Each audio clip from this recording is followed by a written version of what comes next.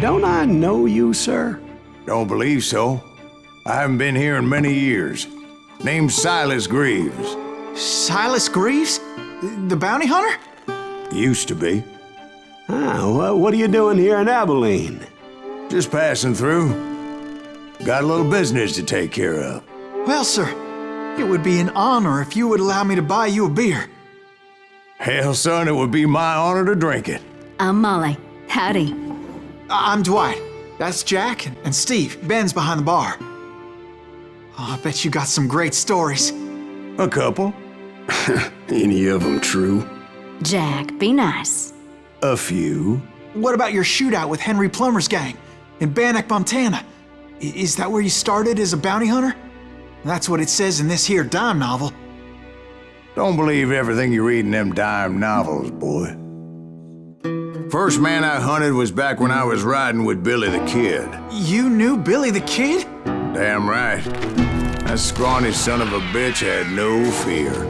Wouldn't back down for nobody. I heard he collected the 10 stars off any crooked lawmen who crossed him. It was a war, boy. The Lincoln County War. And Billy promised his regulators would take the life of every bastard who helped bushwhack John Tunstall. Kid had a big chip on his shoulder and a hair-trigger temper. Made him dangerous as hell. It was about 30 years ago. Billy was hiding out in an abandoned farm near Stinking Springs. I threw in with the kid because the man I had sworn vengeance on was riding with Billy's enemies. But before I tell you why I want that sumbitch dead, let me tell you what happened that day. I was heading back to the hideout when suddenly I had this funny feeling. Funny, ha-ha? No, Steve. The other kind of funny.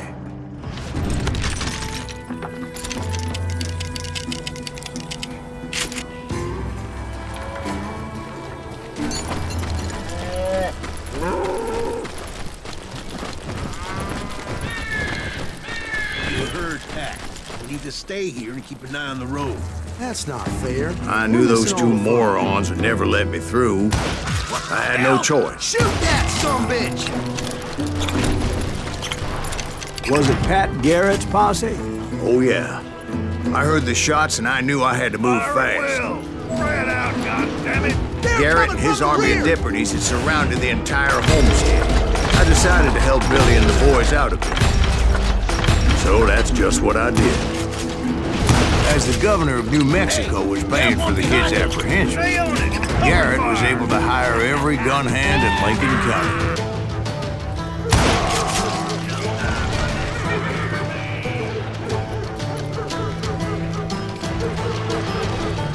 I knew that going through that front door meant putting my butt in a shooting gallery, so I decided to get sneaky. I'll put you down. Watch out! He's one of them! God damn it, he's right behind us! Where the hell's Garrett? Garrett's men were running around like a bunch of chickens with their heads cut off. Bitch is running! I'll flank him! Still, one of them reached the water tower. Not a bad idea. It would be a turkey shoot from up there. Luckily, these shooters Garrett hired weren't the sharpest tools in the shed. The right position is very important. Personally, I prefer to be on top. Oh, you do, do you?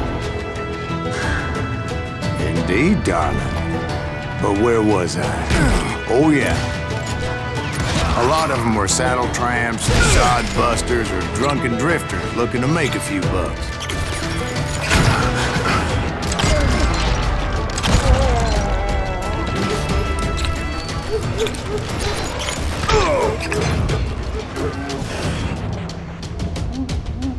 Watch your flank! Then, I heard a friendly voice yelling at me from the window. Back door! We'll cover you! Start aiming, you idiots! Truth be told, things weren't much better behind the house. Cut their numbers in half. But that just made the ones that were left twice as mad. They made up for their lack of skill with a seemingly endless supply of ammo. It was a bit of a slog, but I finally fought my way around the back of the house. And like that, I was inside. None the worse for wear. I passed Dirty Dave, and upstairs I found Billy and Charlie a Bolger. rat in a trap!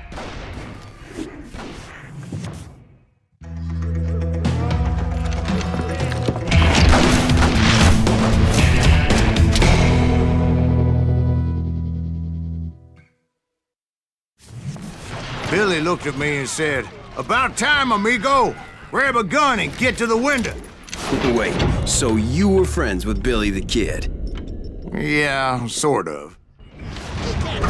Anyway, we were surrounded by dozens of deputized shooters who wanted to do us harm.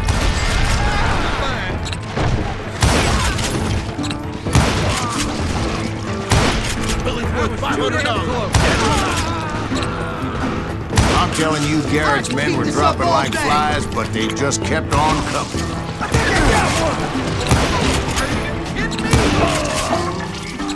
Where the hell Garrett get to? Missing all the action. That's when Charlie got hit. "They're catching us in a crossfire," shouted Billy. "Get to the other side."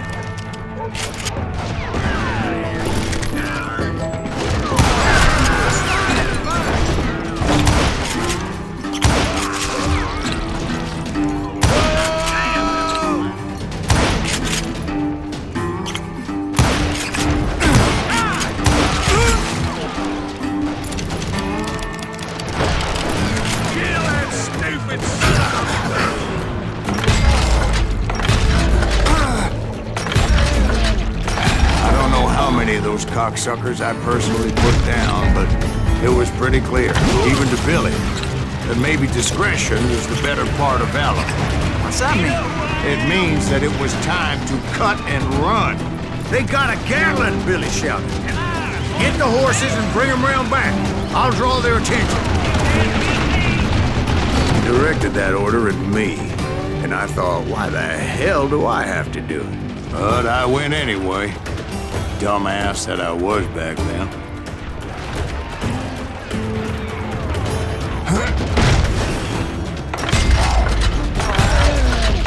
I'll make a run for it! Those poor sons of bitches are done for! Many would have fled in my place. But I had that false sense of invincibility that many young men have. Like Jack here. What are you saying, old man? Jack is just joshing with him. Yeah, he better be. Mr. Greaves, please continue. Please, call me Silas, ma'am. Now, where was I? You were heading for the bar. Right. Making my way past a passel of fallen foes.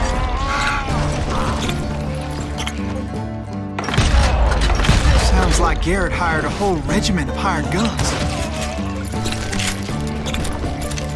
Yeah, and just when I thought I was done with them, more of these hapless bastards would pop up. Finally, I had the stables within my reach.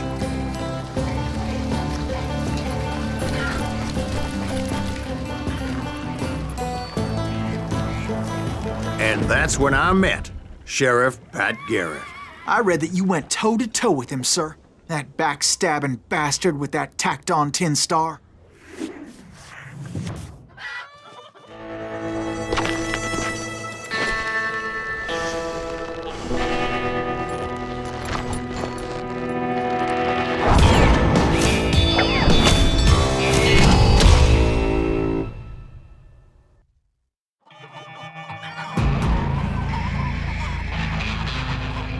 You challenged him to a showdown.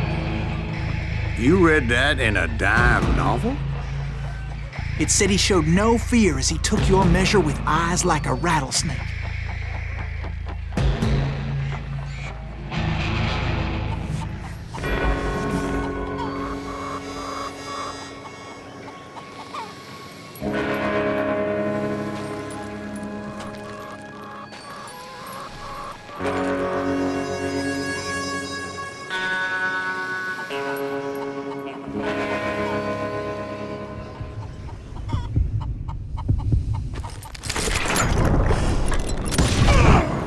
that you killed him in a fair fight.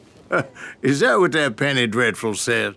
No, boy. That ain't what I meant when I said I met Pat Garrett. So let me start again. I finally reached those damn stables.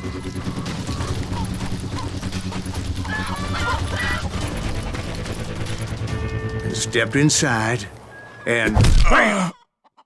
Last thing I heard was Garrett's voice. That's not Billy.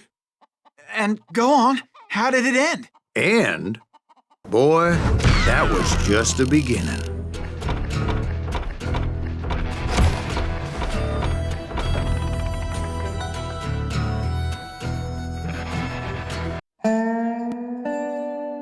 So what happened? Did Garrett arrest you?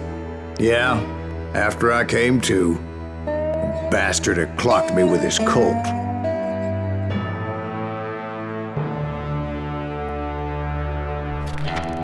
And the kid surrendered? When he realized there was no getting out of there alive. So they locked you up in Lincoln? Indeed they did. Sentenced me to hang right along with the kid.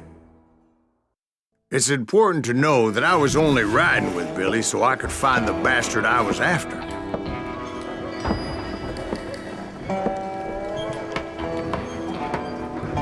He was with John Kinney's gang, and they were sworn enemies of Billy's regulators. Why were you after him? I owed that son of a bitch a bullet for what he had done to me and mine. Instead, all I got for myself was a goddamn death sentence. Luckily, it was right around then that I heard Billy make his move. He shot Jim Bell and a few other guards as he made his getaway. Later, they wrote that some lady friend planted a pistol for him in the privy. What the papers didn't say is that Billy helped me escape, too.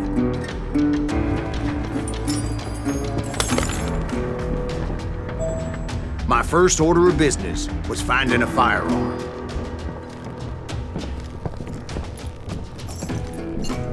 Luckily, I located Deputy Bob Ollinger's mean-ass shotgun.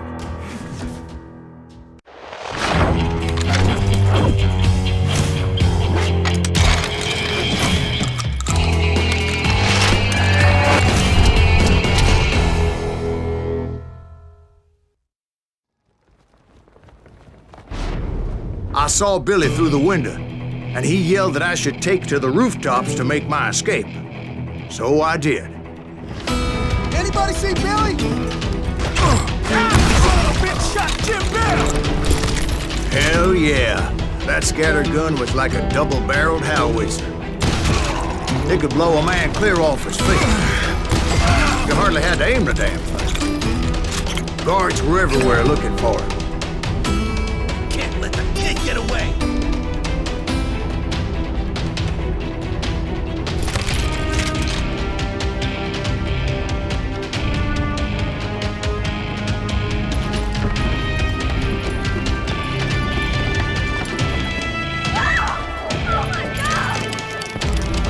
Anybody see him?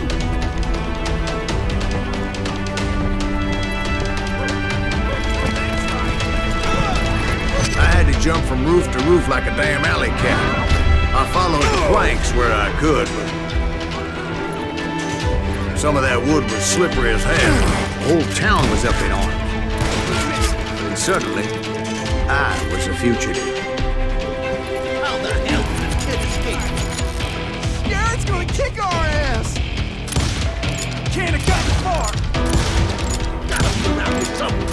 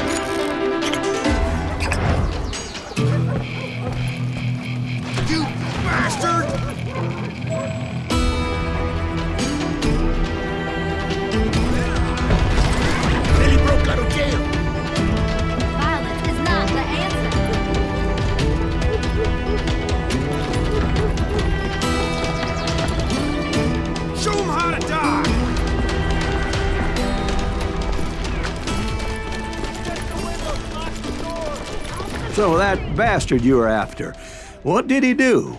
He did me and my family a grievous harm. But I knew if I was ever gonna find him, I would need to get my ever-loving ass out of there. I tried to be stealthy and sneak my way past. This town doesn't have a moment's peace. You! But hell, if they weren't all waiting for me. Apparently, some of them thought I was Billy. Hooligans can go to hell.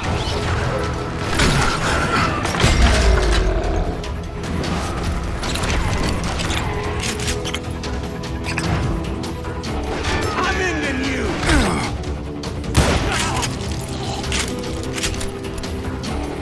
Leave him to me! Town somewhere.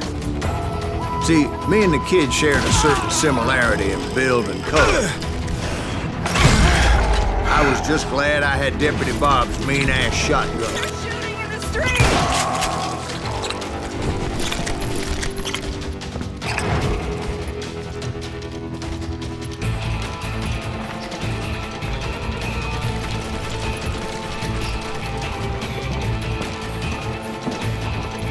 I'm here! Get your headstone! There's children here. Don't let him get away!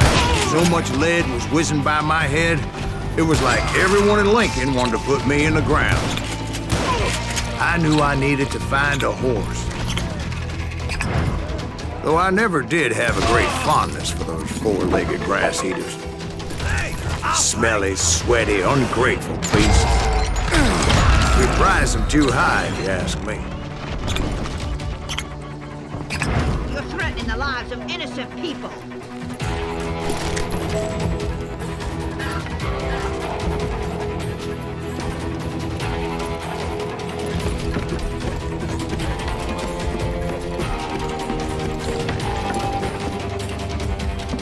Damn town's going to hell in a headband!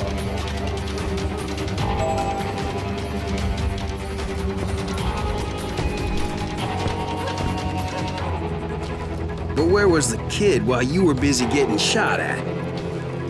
Gone. And that's when it occurred to me why Billy set me free.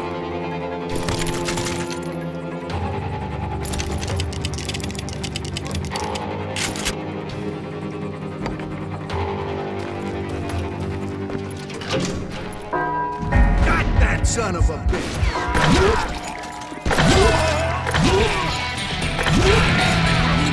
Respect for decency? So I could be a hapless decoy and draw attention while he snuck out of town.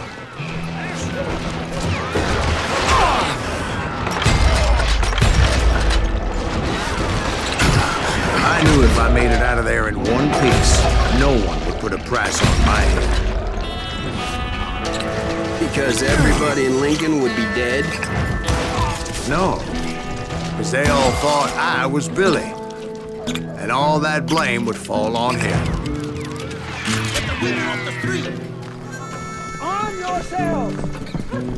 How the hell did he get away? Kill him!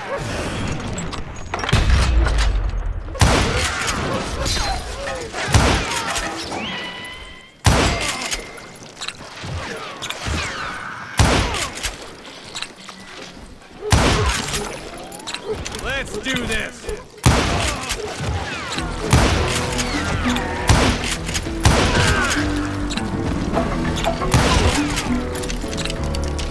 Let's do this!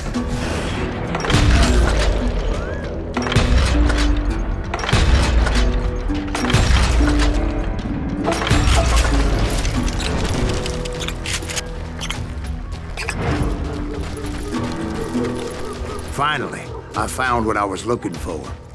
The stables on the edge of town.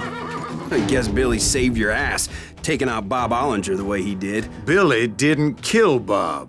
Well, sure he did. He dispatched him right after he shot Deputy Bell. No, sir. Because Bob came right up behind me, angry as hell that Billy had lit out. "Hello, Bob," I said. "I think you better let me go." And he says, "I don't think so, boy. Not with my shotgun." So we stood there in the middle of the street, eyeball to eyeball, He intended to kill me, and I knew I had no choice but to defend myself.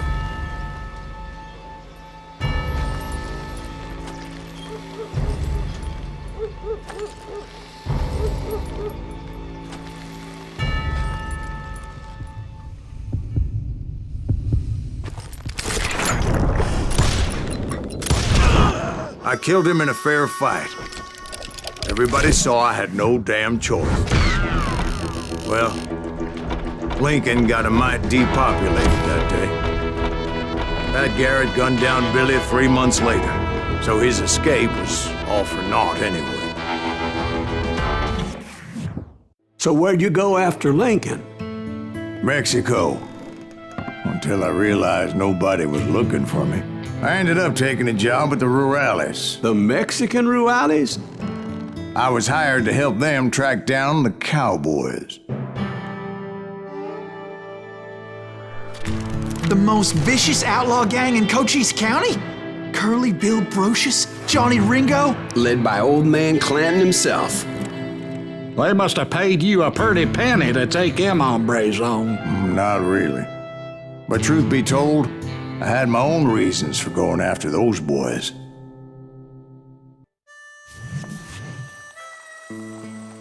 So was the bastard you were after now riding with the cowboys? Roscoe Bob Bryant was his name. Oh. But no, this time it was a different bastard I was after. The aforementioned Mr. Ringo. And yes, he was working for old man Clanton. Hey, fucking run. I came upon them robbing a stagecoach, which wasn't surprising, being they were such murderous thieves and bastards.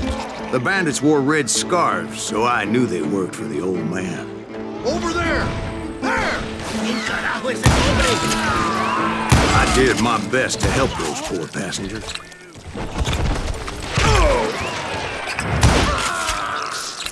Moments later, the attackers were dead, and I checked the stagecoach to see how many passengers were still breathing.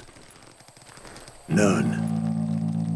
It was then I wondered if the rocks weren't hiding more bandits. Was that all of them? Or did I just hit the rear guard? I quickly got my answer. They attacked from on high like Apaches often did. They would appear in great numbers from above and rain down lead on their hapless enemies' heads, making use of the high ground and whatever else they had. Yep, the Apaches always appeared out of nowhere, and there never seemed to be an end to them.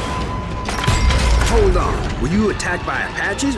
What happened to the cowboys? Did I say they were Apaches? I said Clanton's cowboys attacked me Apache style. I was in a pitched battle, but I was holding my own against an overwhelming enemy force.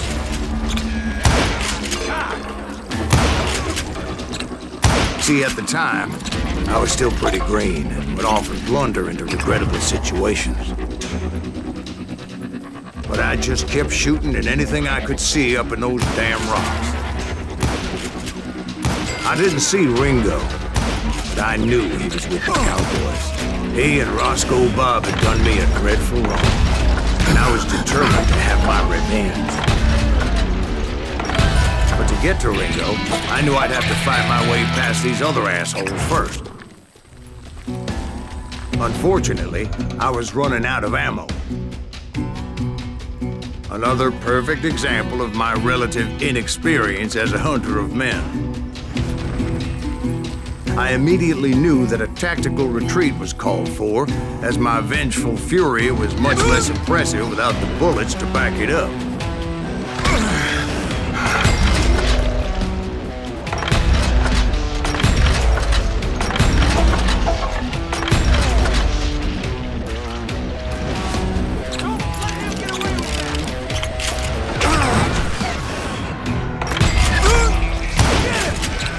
Finally, they managed to corner me. Trapped as I was, the odds of my survival seemed pretty slim.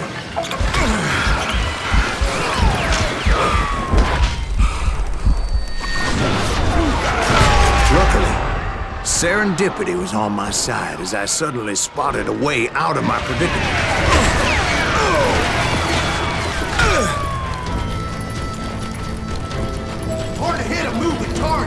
I ran ahead as if the devil himself was after me. Bullets were whizzing by my ears, but I wasn't about to roll over and die. I just kept running like there was no tomorrow. Because there wouldn't be if Clanton and his men caught up with me. As I was scurrying around those caves, I thought, what was I thinking? Going up against a gang like this?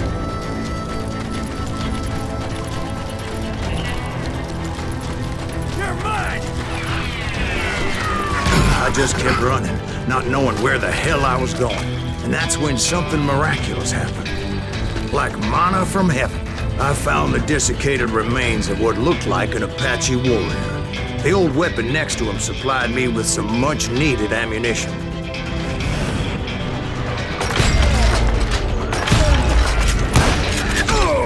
That Masterson once told me it was more important to be lucky than good, and he would know.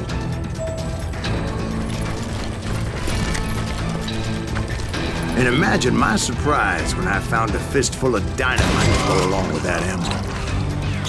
That stroke of good fortune evened the odds and bolstered my confidence. It was time to turn the tables. Time for the prey to become the predator. Time for the hunted to become the hunter. Time. All right, Jesus, we get it. They were right where you wanted. That's right, Jack. I was done running. The old man's boys were not expecting that. No, sir. I came at them like a wildcat. My fury knew no bounds.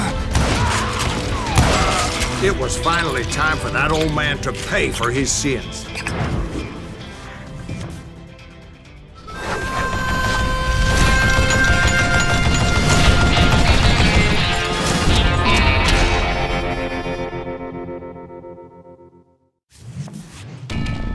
I yelled out at the top of my lungs, "Clanton, I'm coming for you!" A little stealth might have made more sense, to be perfectly honest.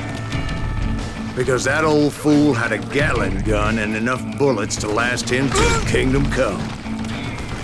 But I knew I could not let that deter me.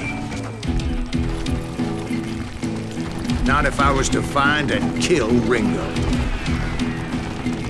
I needed to get that old man off that gun.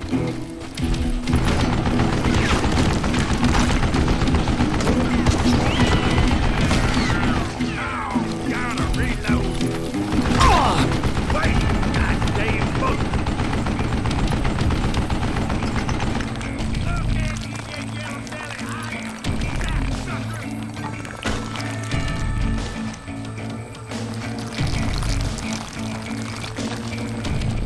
Most everyone thought it was the Juarez who had come up against him in Guadalupe Canyon, but it was just me.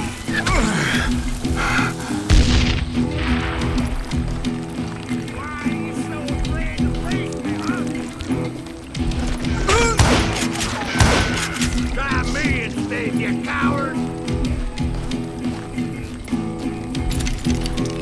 You can't hide from dynamite! I don't know how you lived this long. That contraption damned to death. He can't do that.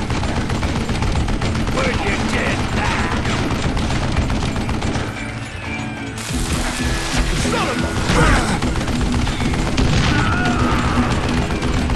You want stupid zombie.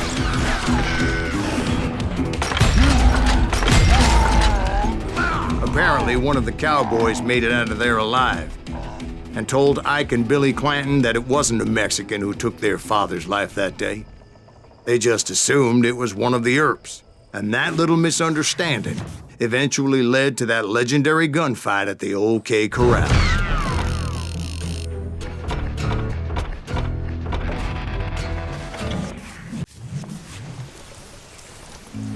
A few weeks after that dust-up at the OK Corral, I was still after Johnny Ringo.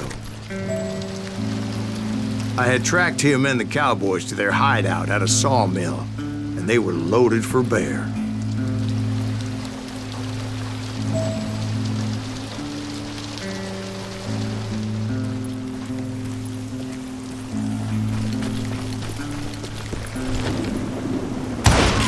So, what exactly did Johnny Ringo do to piss you off? Well, him and that other bastard. Roscoe Bob Bryant? Yep. They both deserve to die, and I promise I'll tell you why. But first I need to tell you about the Cowboys' new boss, Curly Bill Brocious. Herb coming! Get ready, boys.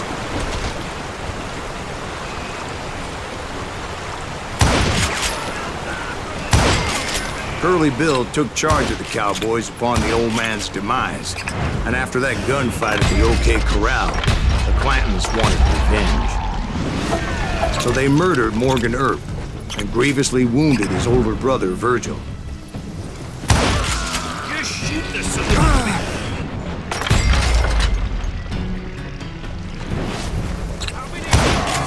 Wyatt and Doc went on what became known as the Vendetta Ride, hunting those outlaws down. So when I showed up, that's who they thought I was.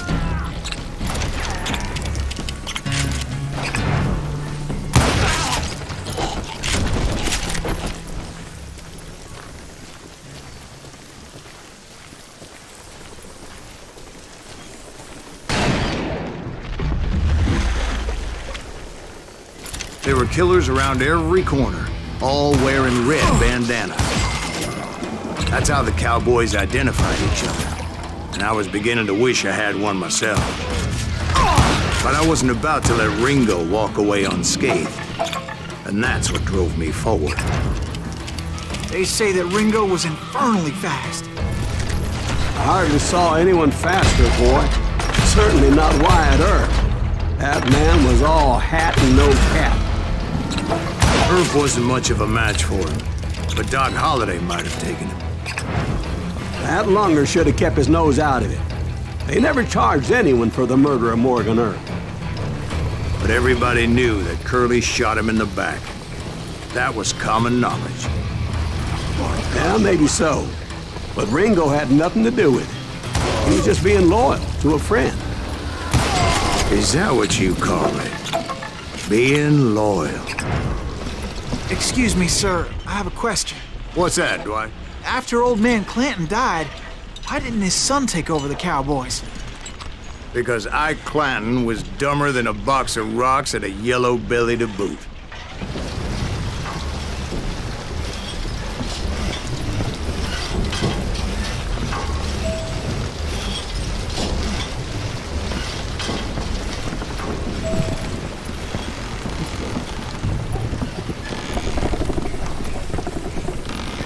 Now, where was I?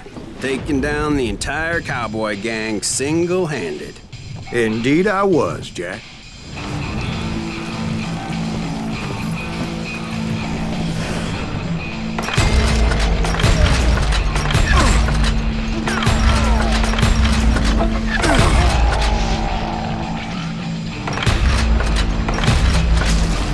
Are you kidding me?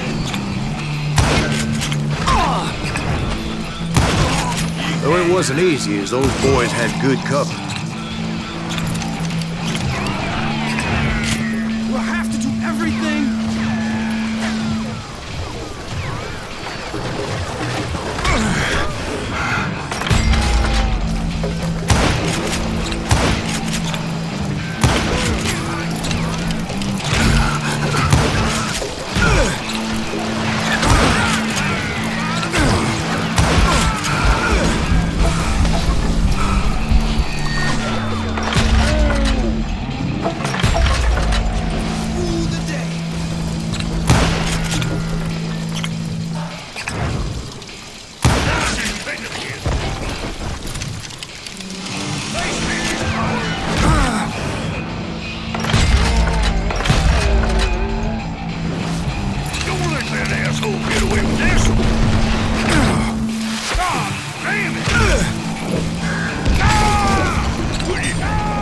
There were carts everywhere, piles of lumber, and God knows what else for people to hide behind.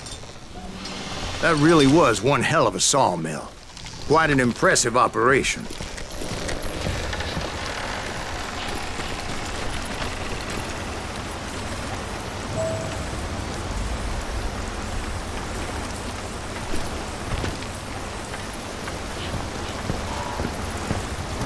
And where was Curly Bill? Did you see him? I'm about to get to that, Ben. Patience. I'm painting a picture here. There was this beautiful waterfall and a crystal clear stream that led to a verdant valley that was truly... Consider your picture painted. What happened next? Well, finally the bastards that were still alive made a last stand.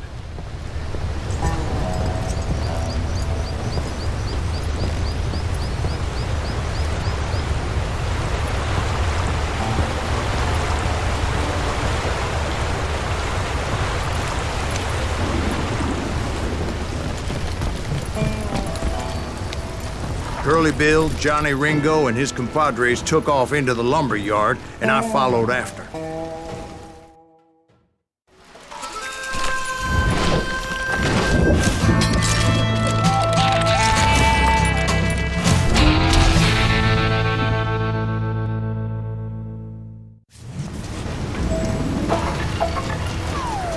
Are you saying they ran? Cowardice was not in Ringo nor Curly Bill's nature. No, sir. I never said they were running scared. They just wanted me out in the open. Calm down, boys, with the devil. It's you working for Wyatt Earp? Did that sumbitch Earp send you to kill me? Time to kiss your ass goodbye.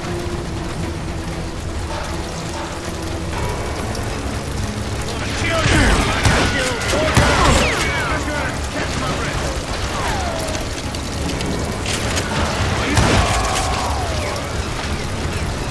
See what you got!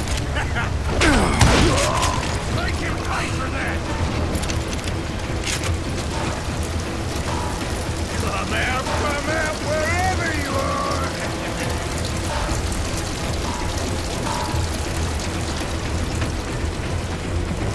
Big mistake coming after me! Brocious gave me no choice but to take his life. But Ringo was nowhere to be found. I knew you didn't kill Ringo, because he was found dead in a different location altogether. To this day, his killer is still unknown. Indeed. Took me a few months before I finally tracked his ass to West Turkey Creek Canyon.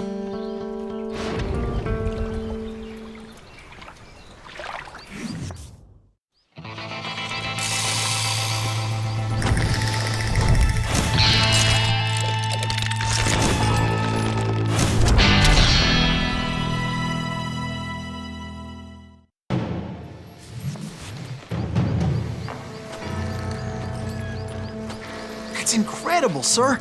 I always thought that Doc Holliday was the one that killed him.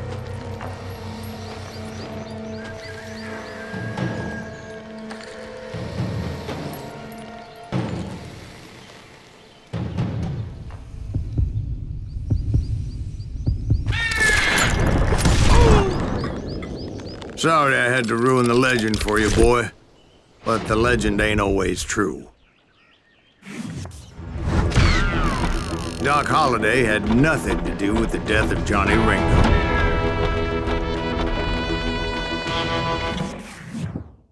I was paid a healthy bounty for Ringo and Curly Bill, and realized there was real money to be made. That's why I went after Henry Plummer.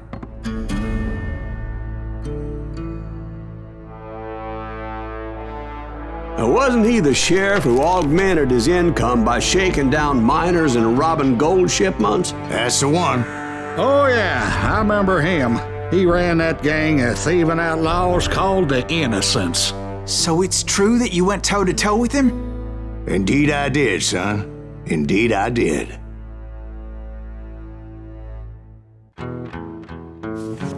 I knew I needed resources if I was going to track down Roscoe Bob Bryant.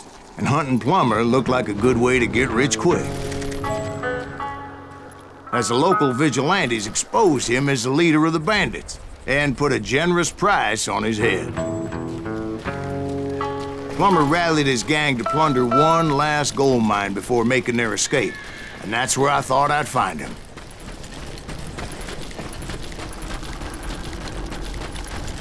It makes me nervous standing so close to all these goddamn barrels of gunpowder. Why would you be nervous? No one has the cojones to come after us. As long as you don't light up a cigar, we're fine. Besides, George is up to... Oh, yeah? Who the hell is that? Don't let him get us! My late father pointed out to me more than once. God made men. Samuel Colt made them equal.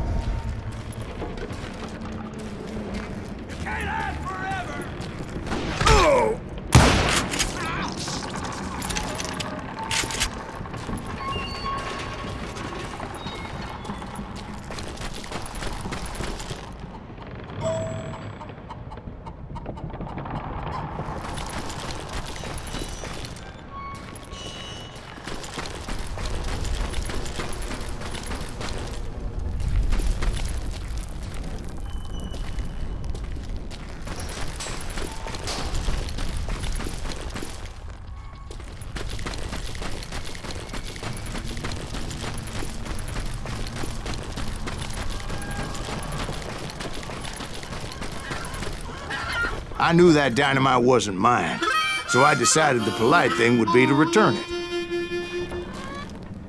It was the biggest gold rush since Sutter's Mill in '48. Unfortunately, prospectors weren't the only ones drawn to those riches.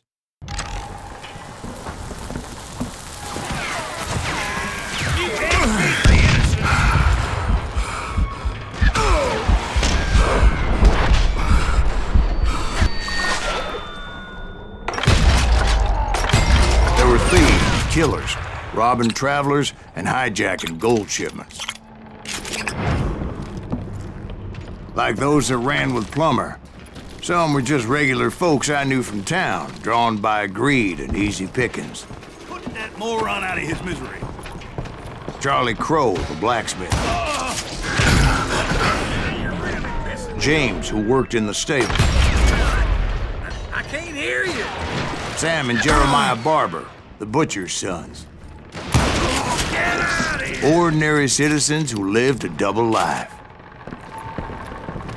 Stealing and thieving and murdering their neighbors. Of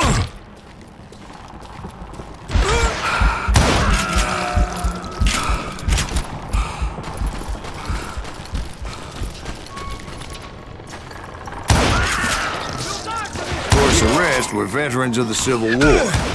Stone-cold killers trained on the bloody fields of Shiloh and Antietam. Plummer had a lot of men on his payroll. A hell of a lot. That son of a bitch pretended to protect the public with one hand while stealing them blind with the other. He set up a defensive perimeter which I had no idea how to breach. Dangerous, desperate individuals.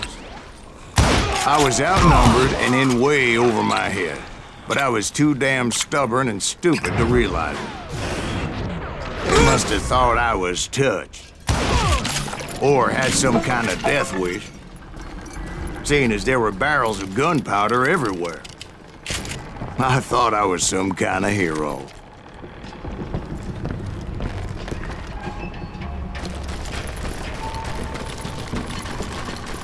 I finally made it past and headed on to meet my destiny. But first, I had something I needed to figure out.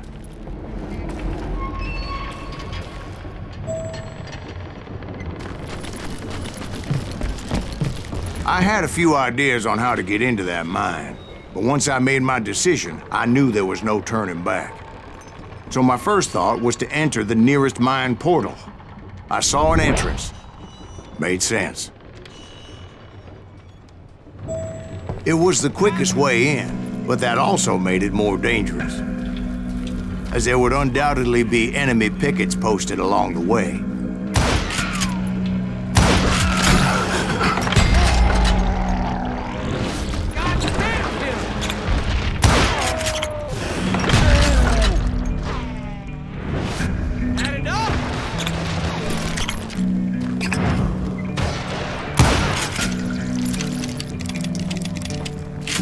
Besides, once you enter a mine like that, it's easy to get all turned around. And that confusing maze of corridors wouldn't even be the worst of it. Some of those shafts could be as deep as hell.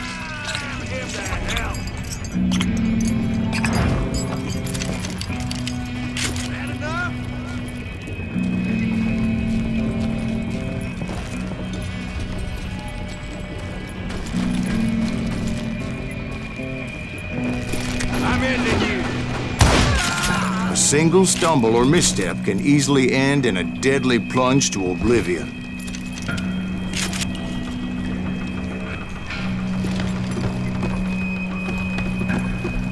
I'm here! You ain't beefing me.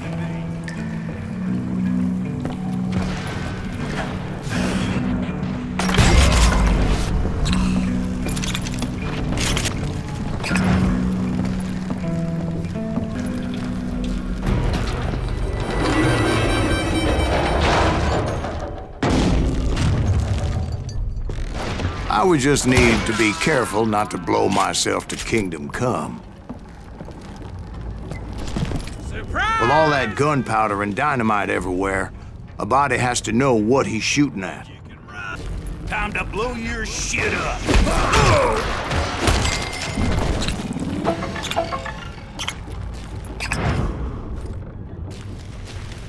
One wrong bullet could have turned that mine into a dad-blasted tomb.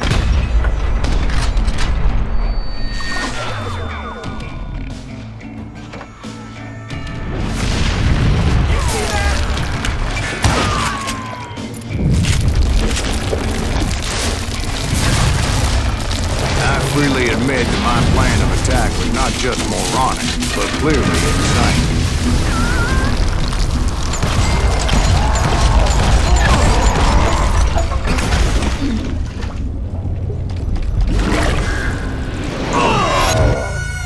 It's a good thing that I abandoned that ridiculous plan before I even tried it. Instead, I spotted a ladder, a way into the mine from the opposite side.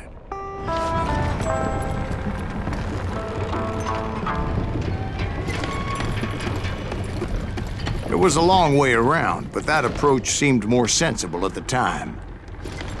Of course, being I had a problem with heights, that scaffolding scared the bejesus out of me. Climbing down that ladder required some caution, because even though I had a younger man's reflexes, no man can dodge a damn bullet while climbing down a rickety ladder. I was determined not to give up, however. That Sheriff Plummer seemed quite the despicable character. When the vigilantes discovered what the sheriff was up to, people were outraged. That 10,000 they put on his head would go a long way to helping me find old Bob. And I had made it my mission to settle that score come hell or high water. But first, I would have to make a choice. Take the elevator or climb the ladder.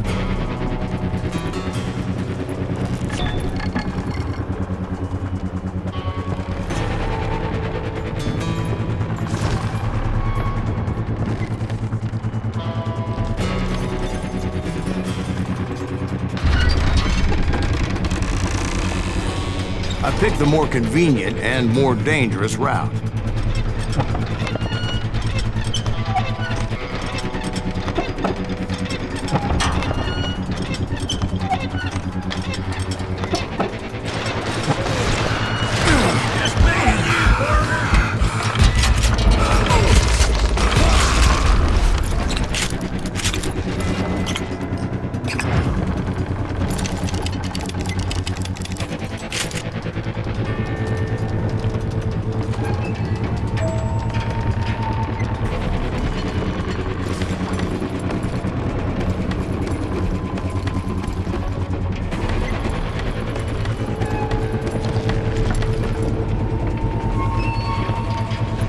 Plummer was a mad dog killer, and the people of Nevada City deserved better.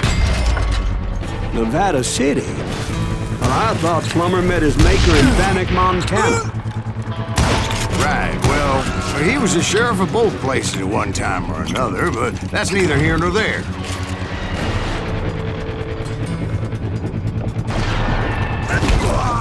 Point was, taking him down would save a lot of lives, including my own.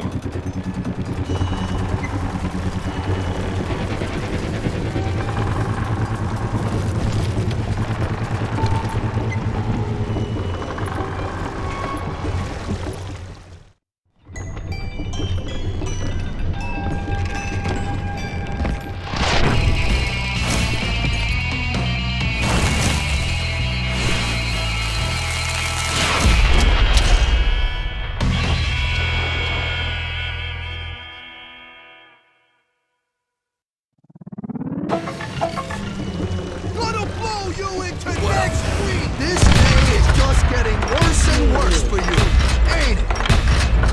Henry Plummer was clearly unhinged, and I could see right away that this was going to take some doing. God damn!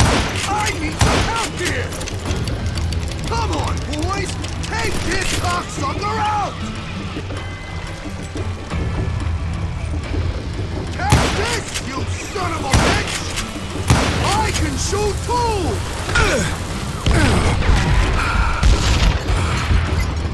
Whoa! Just give up and die! Ooh! You can shoot, but can you aim? You want some more? I'm going all medieval on your ass!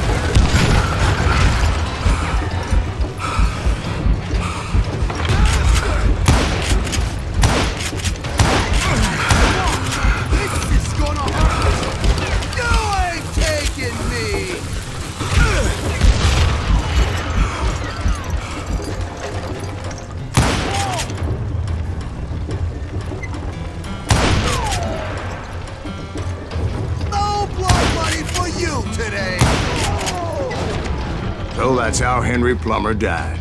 Him and his crew were worth their weight in gold. And now, I was officially a bounty hunter.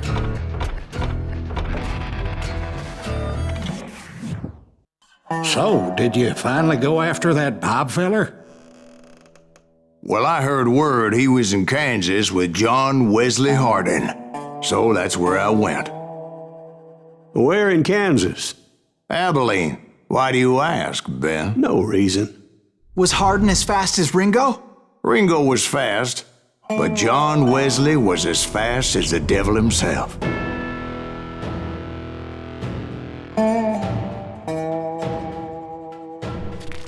Hell, he killed his first man at 15. From that day forward, he had a price on his head and wouldn't back down for nobody, not even Wild Bill Hickok himself. I dodged death many a time, and that night in Abilene was no different.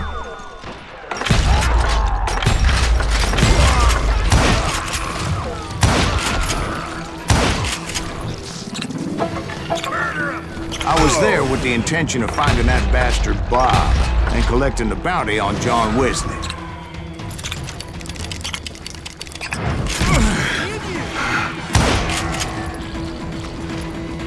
I thought the Texas Rangers got Hardin.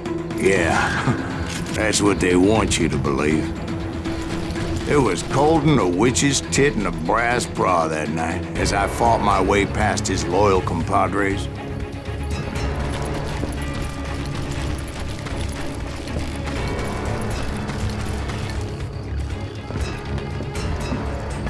To the very same saloon we're sitting in today. Look around and imagine this place painted in blood. Hardin was waiting for me, and...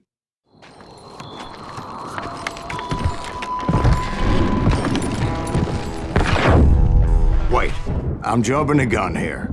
Let me back up and give you some background on this sumbitch. He deserves that much. Don't you think so, Ben? John Wesley Hardin was a killer. By the end, he confessed to taking the lives of 42 men. He was a bona fide folk hero by then, and had amassed a gang of armed miscreants and other assorted thugs. He and his men set up camp outside of town, and I was hoping Bob was among them. Shit, it's... Damn it! Shoot that son of a bitch! They didn't ask why I was there. They knew. As most of them were wanted as well. I had to spill a lot of blood to find out Hardin wasn't in that camp. He was carousing in town with his closest friends. Hardin's boys apparently didn't want me to reach the Bull's Head. Some were hightailing it into town to inform their Hefe of my unwelcome presence.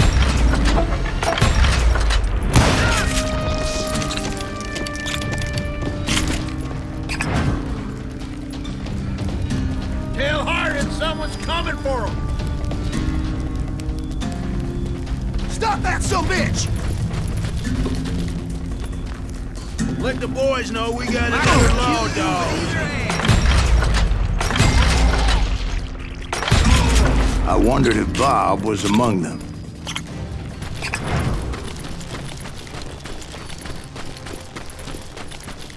And I steeled myself for the fight ahead.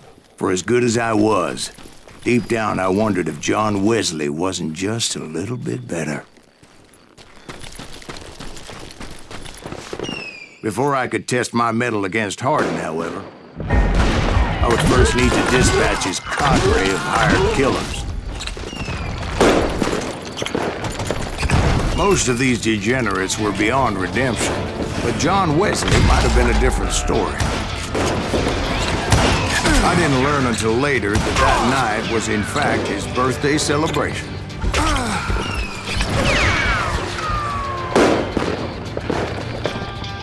Hey, got something for you.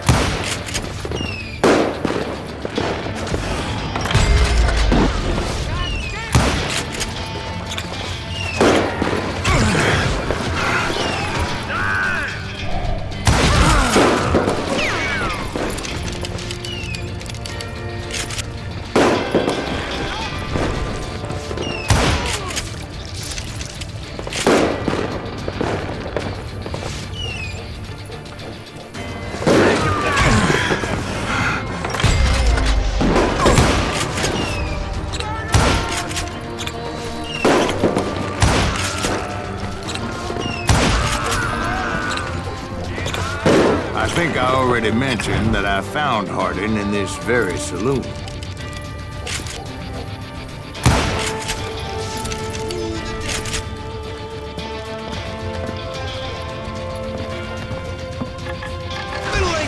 Suffice it to say, nobody there was happy to see me.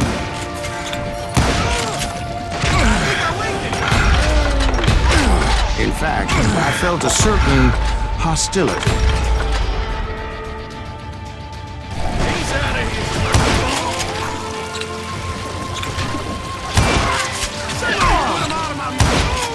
I was disappointed that neither Bob nor John Wesley were among the dead. But that was short-lived, as a moment later I was facing down the fastest gun in the West.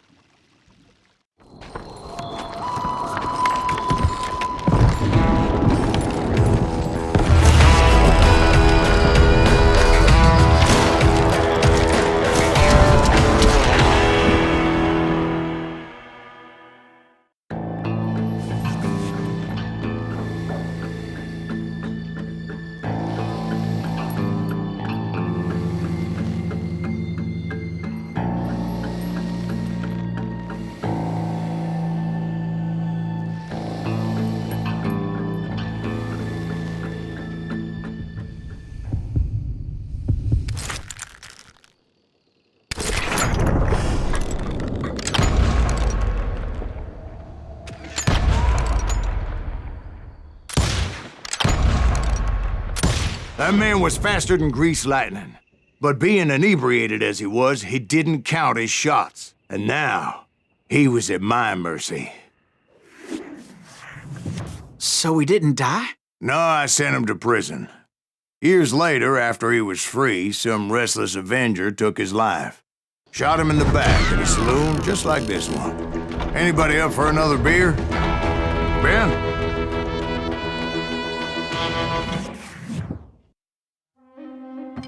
Thank you, darling. Yeah, some say revenge is a dish best served cold. So whatever happened to that Bob guy you were after? Personally, I'd like to hear some of your other adventures. Like, I don't know, did you ever go toe-to-toe with a red man?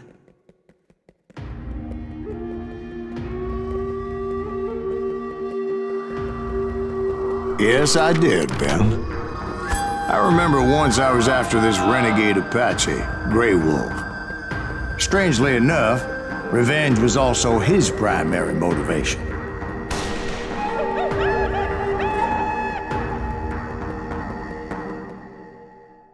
A bounty was put on Grey Wolf's head, and that's how I came to hunt him in the mountains. Mountains so high they tickled the nether regions of heaven.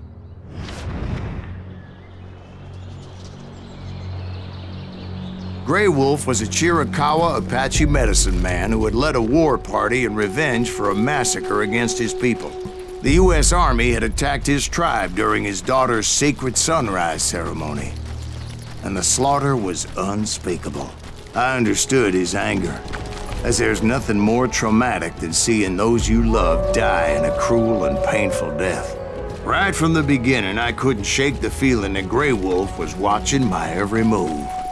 He led a band of young Apache warriors who wanted retribution and were more than willing to die for him.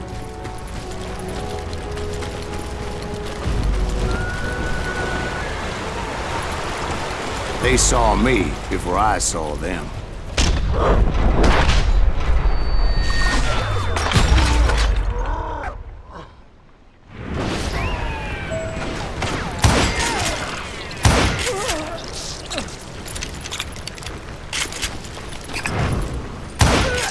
And it crossed my mind that maybe this wasn't such a good idea. But now that the shooting had started, there was no backing down.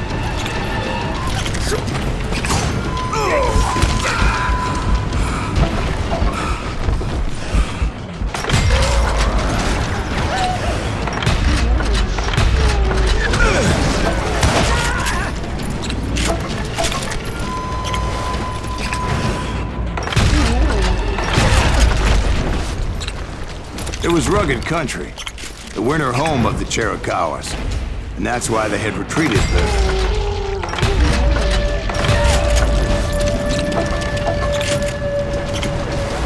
I admit to having some regrets about going after them the way I did. But then again, I got a lot of those.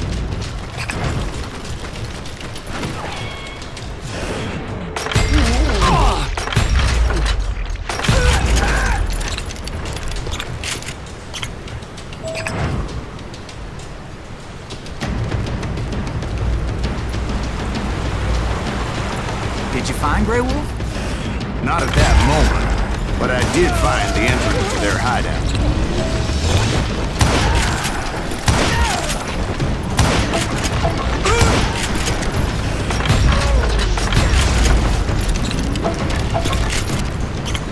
A deep crevice that led to a deeper cave. Don't tell me you went in there.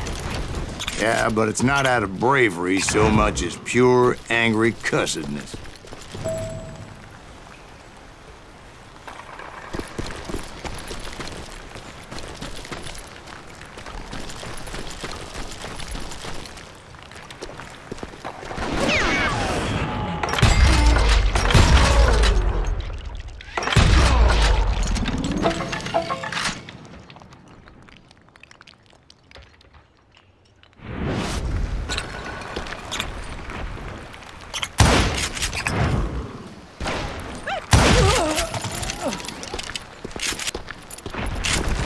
See, back then, I had a stubborn streak a mile wide, and I wasn't about to back down.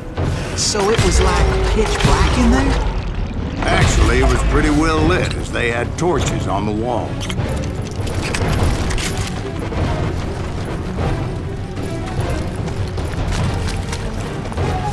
How big was his cave? Big as hell, Ben. Chiricahua had hid out there during the Indian Wars.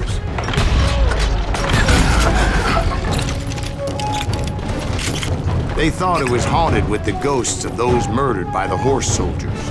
The cave was haunted with dead Indian ghosts? To be honest, I was more concerned with the live ones than the dead ones.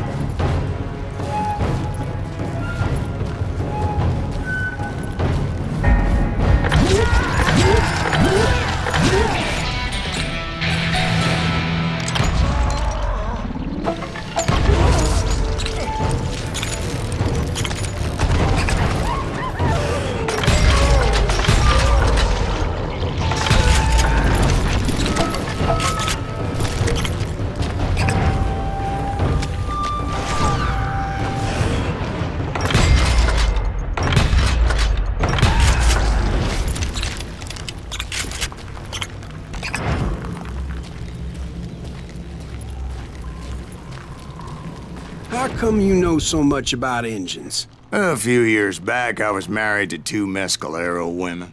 At the same time? Yeah, they were sisters. Polygyny is traditional among the Mescalero. So what happened? Oh, I had to get out of there. Those girls never shut up. Both of them nagging at me all the time. Drove me half crazy. Haven't seen them since. No, I mean, what happened with Grey Wolf? Oh, well, I pursued him into the Cave of Death.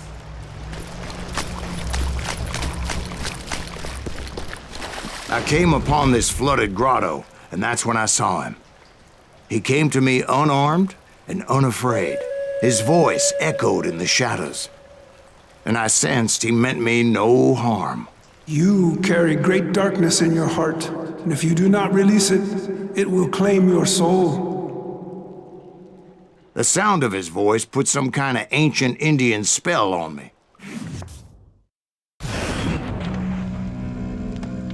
As his story unfolded in my mind, You will come to this place again and kill many more men, and the darkness will grow until it consumes everything that you are. The soul would have no rainbow if the eye had no tears.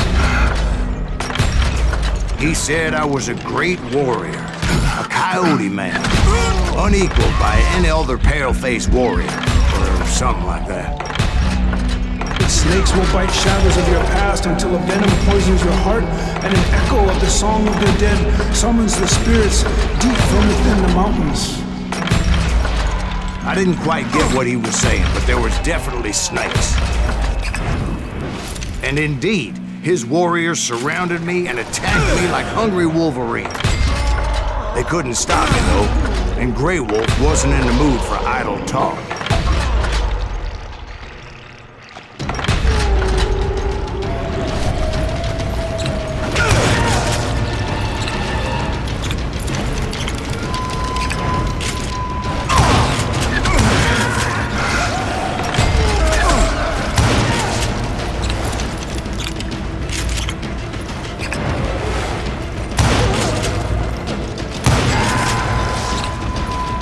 I swear I couldn't see any way out of this trap.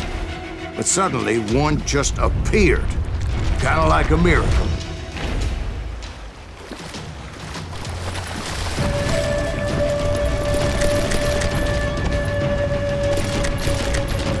I felt like I would be lost in that damn cave forever. Finally, I found myself back outside, perched on the edge of a precipice overlooking a thundering whitewater river. To get where I was going required several leaps of faith, but no way in hell I was turning back.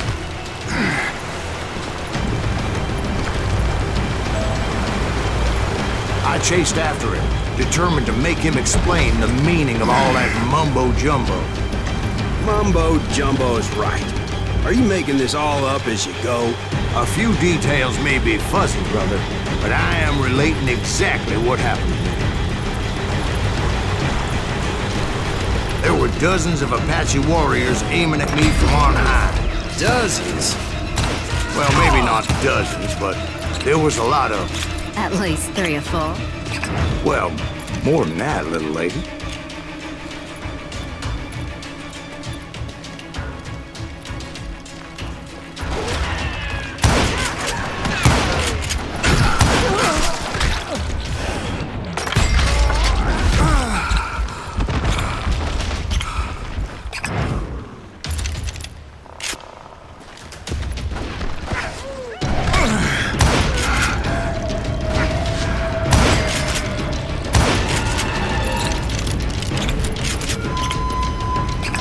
steep climb up creek ahead of me and scrambled up those rocks like a mountain goat.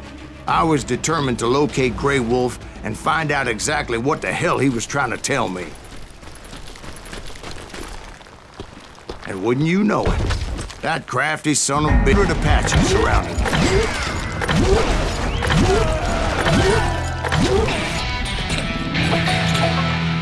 100? God be my witness. Oh, come on. Who you kidding? Hey, I believe you. Come on, tell us how it ended. All right, but I'm not gonna drag this out. Where were we? You were surrounded by 100 Apache warriors. Well, I didn't take the time to count them exactly, but there were a lot of them.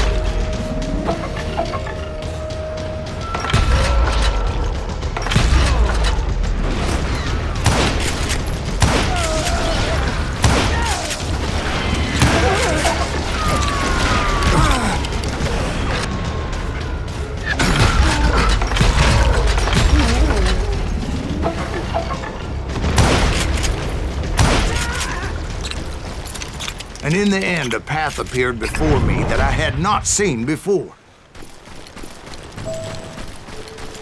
I followed it as I desperately needed to find out what Grey Wolf was trying to tell me.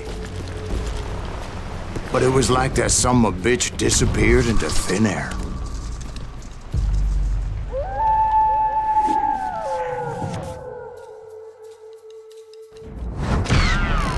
Never did find him. And never did collect my goddamn bounty. Thank you, darling. It's interesting how the truth can sometimes seem might malleable, depending upon your point of view. Like how those dime novels make you out to be something you're not? Jack, don't be starting trouble. No, he's right. They do tend to exaggerate. Did they exaggerate your part in taking down the Daltons? Well, I was there in the flesh, boy, so I saw what happened firsthand.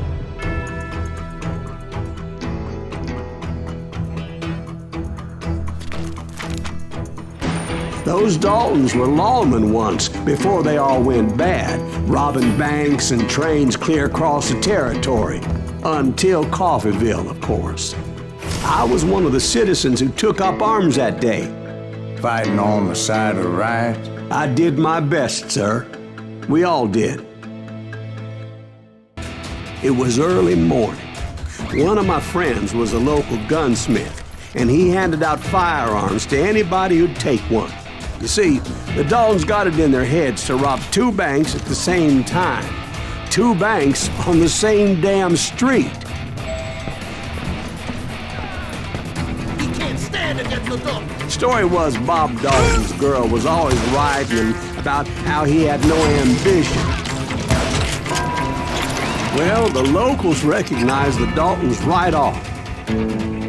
Before they could get away, half the town took up arms to defend their property. Their first mistake was pulling a job in their own damn hometown. The boys grew up in Coffeeville, so everybody knew them. The bank teller tricked them, telling them the time lock on the safe wouldn't open till 9:30. Well, that gave the locals enough time to prepare an ambush for those sons of bitches. Hey, we got us a hero. Put some holes in him.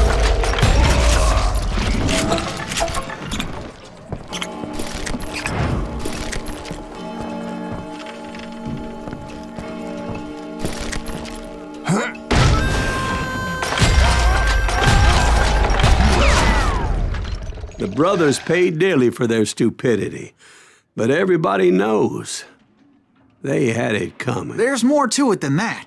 I read all about that day, so I know for a fact that it went down very differently. First of all, it was high noon. A posse of U.S. deputy marshals were on the rooftop across the street. Get ready, boys. They're gonna make a move. The lawmen had been tracking the Daltons for months. Now they finally had them dead to rights. Among them was a bounty hunter feared by many a lawbreaker. The marshals tried to get the Daltons to surrender. They'll give up eventually. You gotta wait for something to happen. This bounty hunter knew that the brothers were far too proud to ever lay down their guns. He went in there alone to confront those criminals. One of the marshals shouted, "Where are you going? Are you crazy?" Hey, where do you think you're going, dumbass? That rifle's mine. But he paid him no mind. He saw a way to get around to the back of the bank.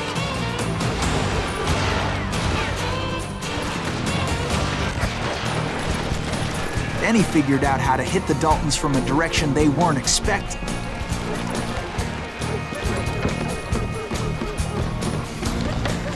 A moment later, he was climbing up a steep ladder, laughing at danger as he did.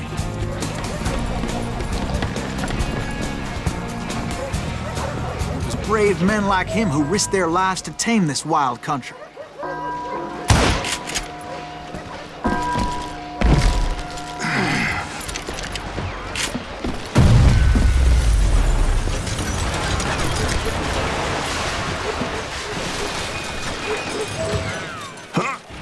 We've got company.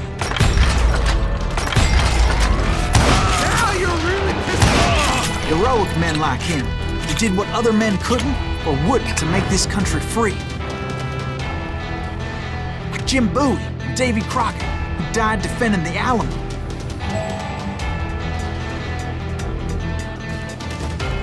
Is that Silas Greaves?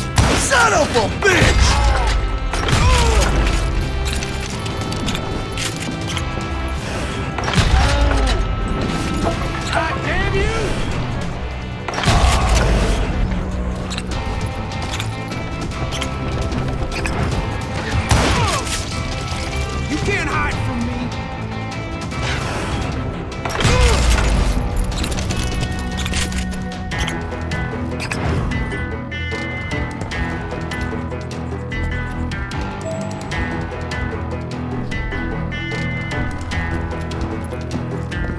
Over there!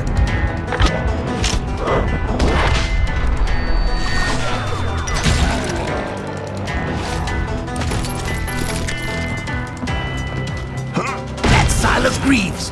What the hell? Blam! Blam! He came away victorious, taking down those thieving Daltons.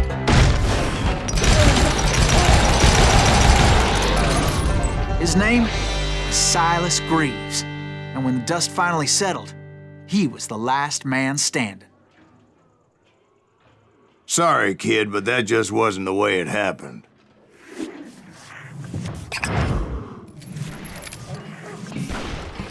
It was early evening, not high noon. Kill that thing! The Daltons blew up a safe, and were all set to hightail it out of there. I was late to the party, and Coffeyville was already up in arms. Those pathetic deputies surrounding the bank were dropping like flies.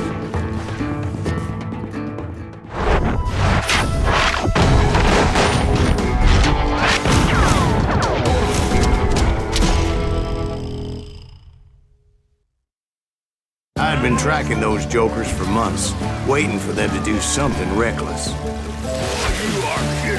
And finally, they did. Those stupid bastards decided to rob 2 banks at the same time in the same town where everybody knew them. But they still had friends in Coffeyville. Keep shooting. I don't mind. Shoot, I dare you. You ain't bothered me none.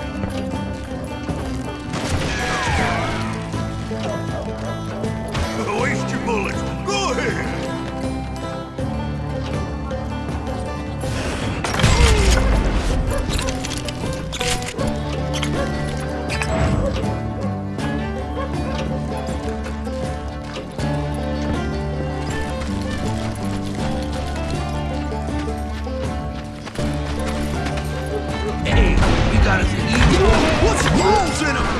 Those friends came after me like a pack of wild dogs, tooth and nail. They were coming at me from all directions. I caught sight of the Daltons running with the money and didn't want to lose them. Problem was, they knew the town better than I did. Get those And to top it off, I found myself in the middle of another shootout entirely. We gotta get out Did the Daltons hole up in somebody's house? No, it was the Smiths, I believe. They were cousins of the Daltons, and they were shooting at the Browns, who were shooting at the Daltons, which wasn't any surprise, because those two families have been feuding forever. And since the Joneses are related to the Browns, they shot at the Smiths, pissing off the Heimhoffers, whose daughter recently married a Smith. Well, bullets were flying every which way as all the old feuds in Kansas caught fire all at once. There was a hell of a lot of pissed off people in Coffeyville that day. But that's just the way life is sometimes. Shit happens.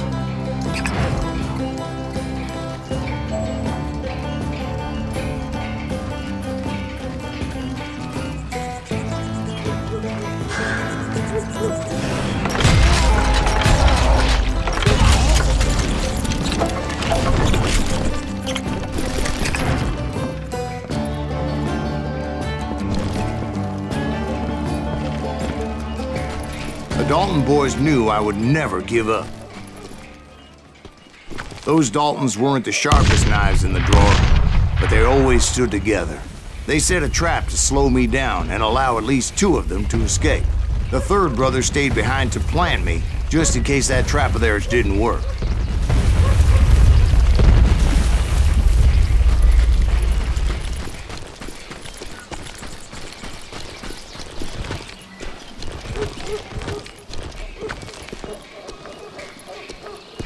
It was Emmett, the youngest, and he decided to stand his ground and face me down. I ain't afraid of you, Silas Reeves. This is where it ends for you. He was determined to protect his brothers. I understood how he felt.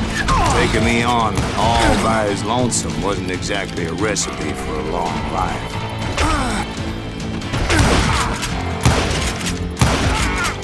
I'm gonna plant you where you stand.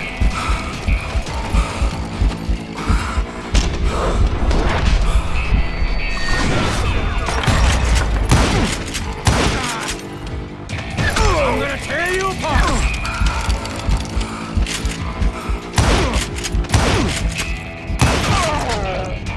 But Emmett Dalton survived the robbery in Coffeyville. He's the only Dalton who did.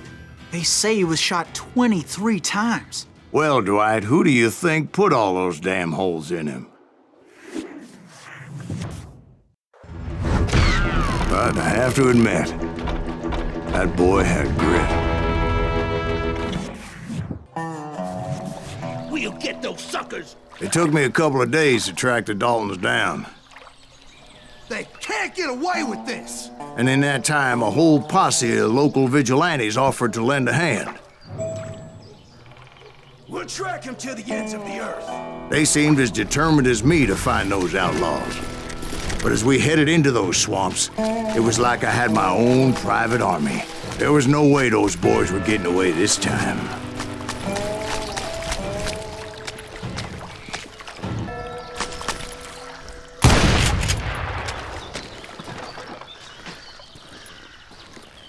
It was early fall, right? Beautiful time of year. At least you had the weather on your side.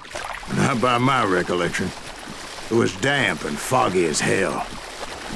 It was tough to stay on a true course, so we kept an eye out for landmarks.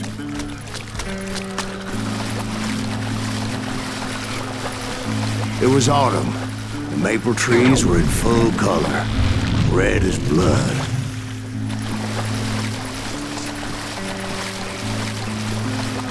The rains that year were torrential, so the whole area was flooded. The vigilantes had spread out wide, and pretty soon I couldn't see anybody. Bury them in the swamp! Plant them where they stand! Except for some bitches ahead of me wanting to do me harm, so I had to face them alone.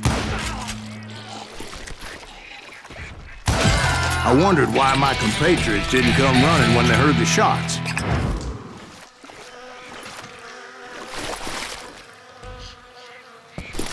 So did you find the Daltons?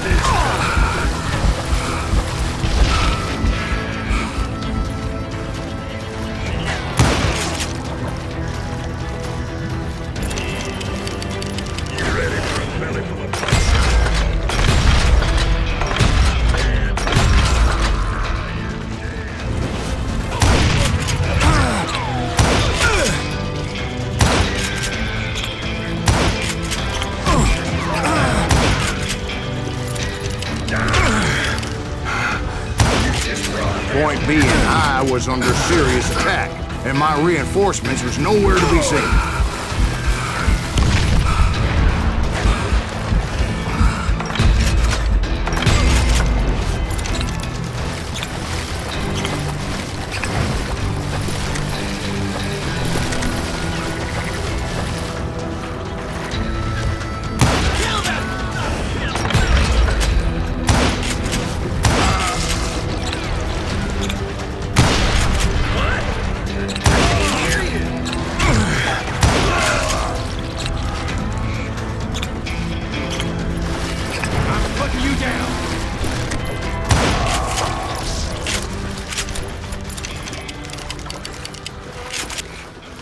But luckily, a barn materialized as if right before my eyes. I scrambled up top to get a better view.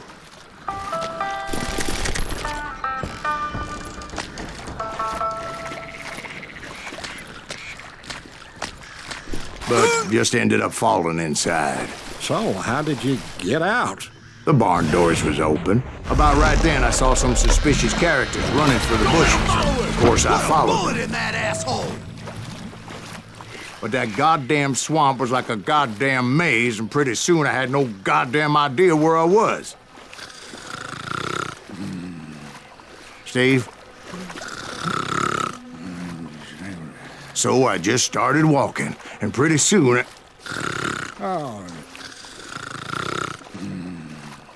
Steve? Steve? Huh? Oh, no, I'm listening. Indians surrounded me from all sides.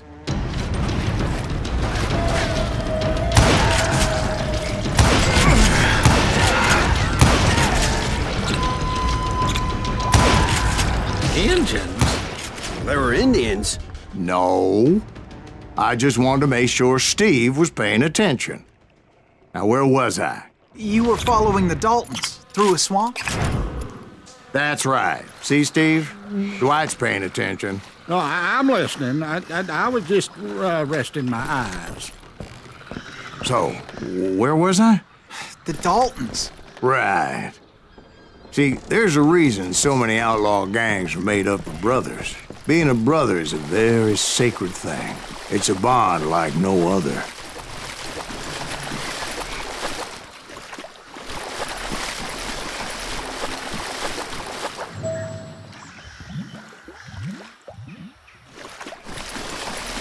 Bounty hunters! Stop that, son bitch!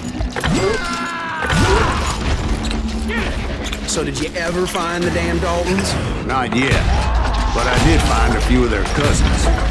You Kansies breed like rabbits. More Smiths or Heimhoffers or who knows what.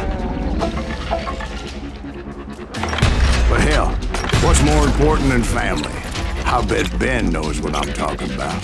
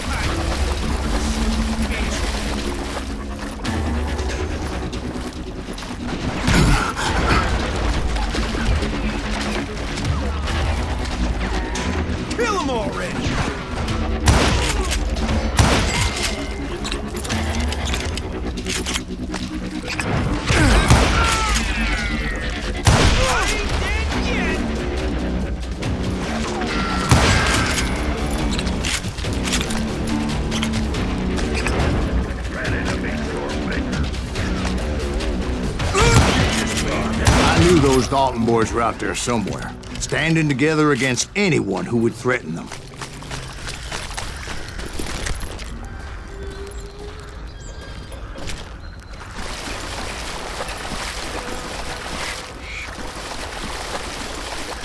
And that's when I saw it. A goddamn steamboat.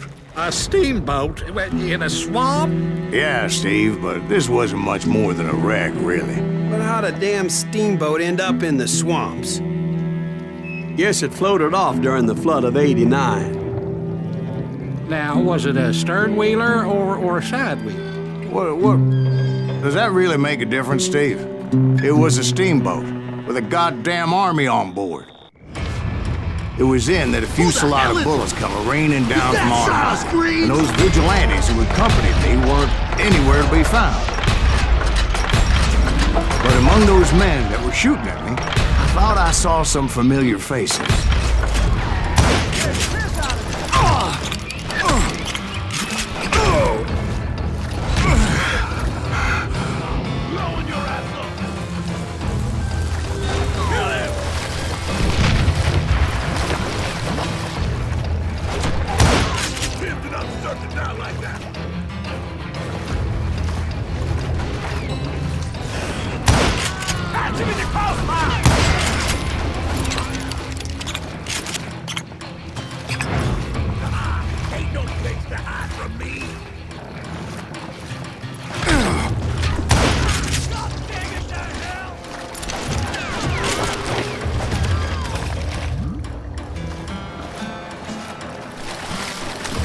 That's it for you!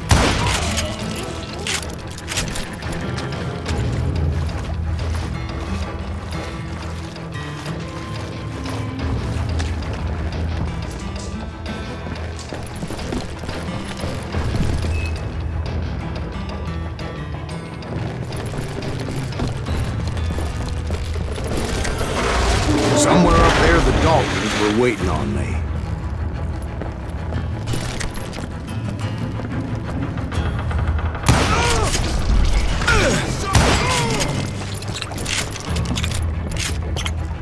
Sounds like you don't give up too easy. That's the kind of man I am, Ben. I set out to do something, I'd do it. Surrender just ain't in my nature. Plus, I'm stubborn as hell.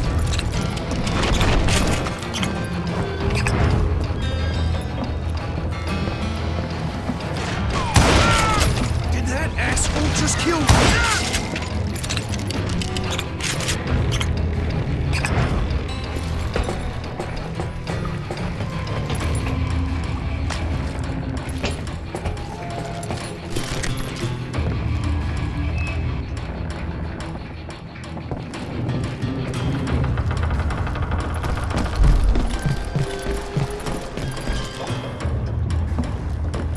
Right about then, much to my relief, the vigilantes finally arrived. Their leader motioned at a cabin in the middle of the top deck, pointing me directly at the Daltons. I finally had them, after months of dogged pursuit.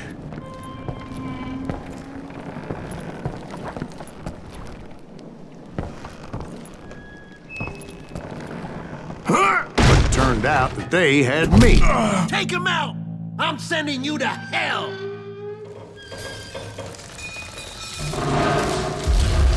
The Daltons had played me like a fiddle. After all, is it? Apparently, the vigilantes were on their damn payroll. They didn't just want to shoot me. They wanted to burn me alive.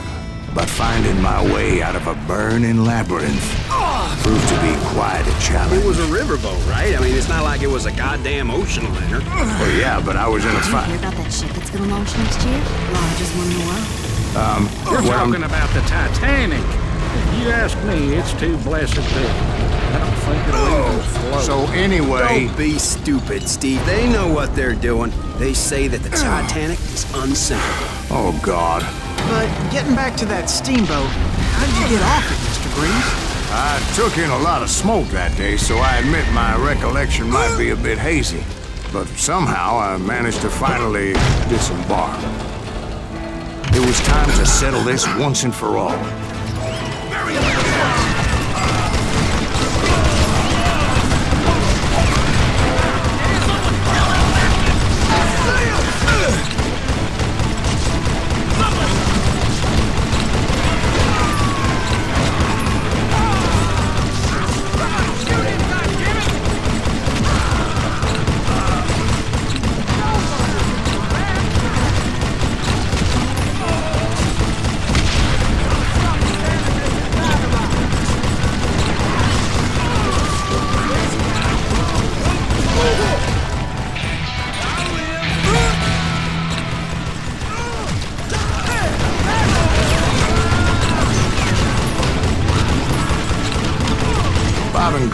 weren't about to come at me one at a time.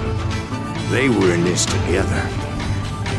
Two brothers side by side, determined to take me down. Confident that this time the odds were on their side.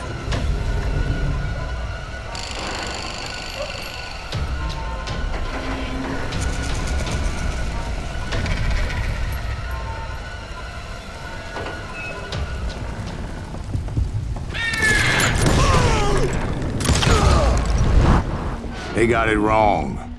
A sad end for those two. If they'd only known that Emmett was still alive despite his wounds. Paroled 14 years later, he moved to California and sold real estate and lived off the legend of that fateful day. And the tragic death of his two brothers.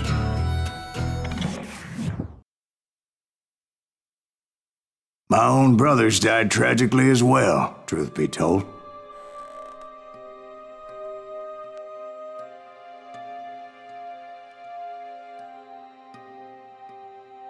It was 1868, and me and my older brothers were pulling a tidy profit running cattle into Juarez, Mexico. One night after my brothers retired for the evening, I found a little poker game in a cantina with a couple of cowboys. And I just couldn't lose. I even won an old Spanish coin that had to be 100 years old. Well, I was mighty pleased with myself the next morning as my brothers and I rode for Texas. But before we crossed the border, those cowboys caught up with us. It was Johnny Ringo, Roscoe Bob Bryant, and another asshole named Jim. They wanted their money back and everything else we had, including our lives, as those boys didn't want us coming for them later. Bob put that old Spanish coin in my mouth and said, "I won't have it said that I left you with nothing, boy."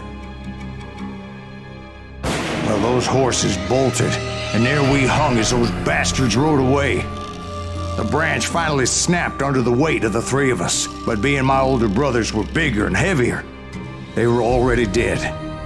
And right then I swore to myself that I would avenge them. Ringo you know about. But Bob eluded me, until I heard he was riding with the Wild Bunch. I'd been on their trail for months, ever since they left their hideout in the Bighorn Mountains. Led by Butch Cassidy, they were a loose association of outlaws who robbed banks and trains from Colorado to Montana. Among them was the Sundance Kid, and that murderous hombre I was tracking, Roscoe Bob Bryant. Were you a part of that giant Pinkerton posse after the Wild Bunch? No, boy. A circus like that would have slowed me down. Besides, I wanted Bryant all to myself. I'd heard about a large shipment of gold being transported to Wilcox, Wyoming on the Overland Flyer. They blew the bridge with the intention of forcing the train to stop.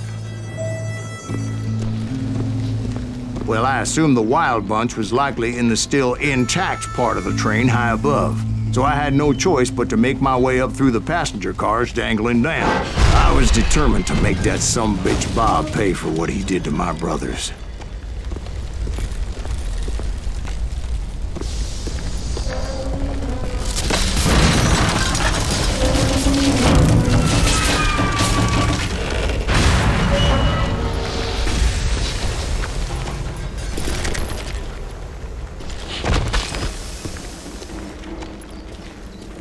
My ears are still ringing from blowing up that ridge.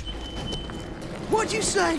Well, I made my way off unscathed and came upon a few members of the gang and had no choice but to dispatch them. From there, I had to negotiate an even more precarious route. But first, I would need to get my ass out of there.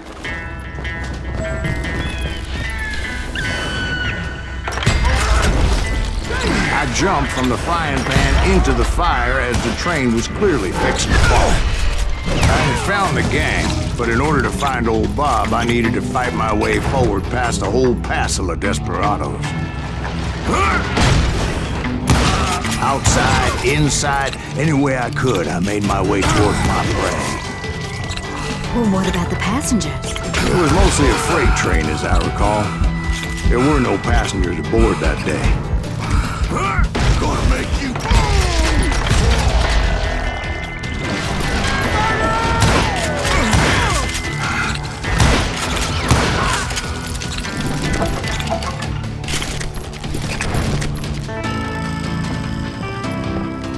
As I mentioned before, I am not fond of heights.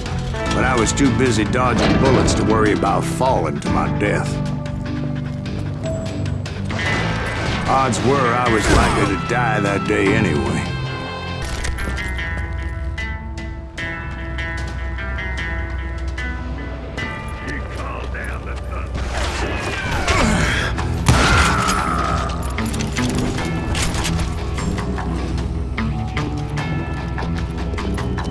Times it was like shooting ducks in a shooting gallery. The only difference is these damn ducks shot back.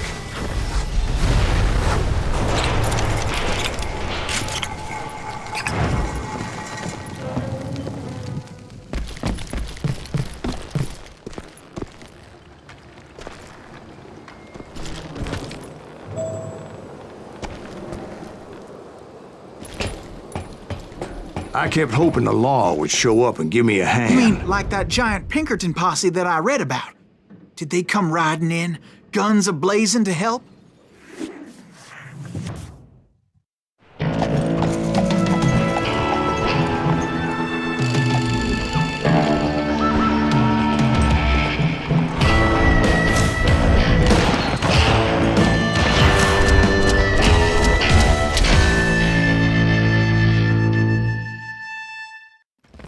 Help? From the Pinkertons? No, son. I had to fight the Wild Bunch all by my lonesome, as usual. Who the hell is that? God damn you! Got cover! Retreat! Retreat! He's killing everybody! Hell's a coming.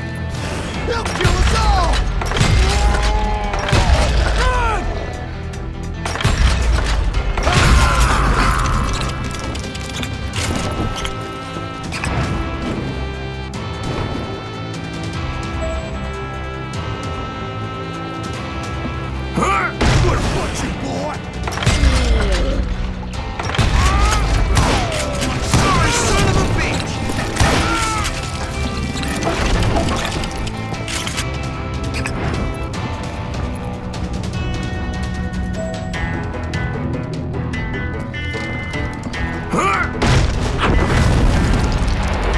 Guess is those dime novels didn't portray this as it happened, did they?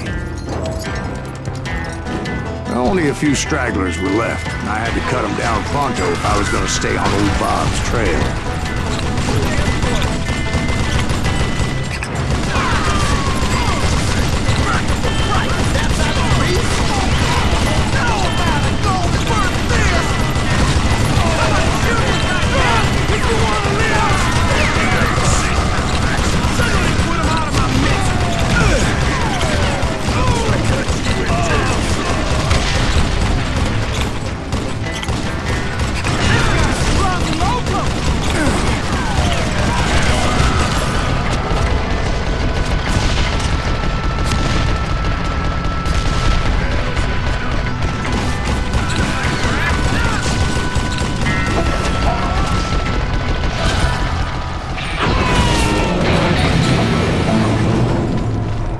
Once I silenced all those guns, I went searching for my nemesis, determined to finally have my justice. But the only survivor who welcomed me was George Flat-Nosed Curry. Who was he? The fastest gun in the gang. Right after Sundance, I mean. And Kid Curry, and maybe Elsie Lay. Though some folks might dispute that.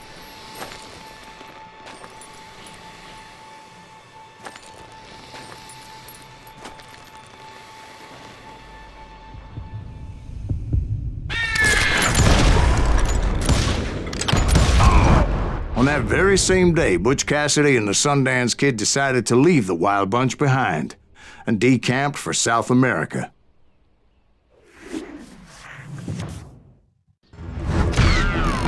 They ended up living down there for many years, but I'm sure you already know all about that.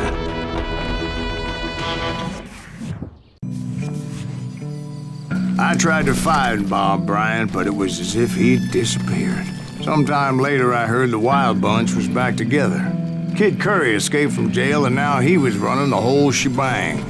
So I took to their trail, as I was still in pursuit of my brother's killer and hoped that he was back with him.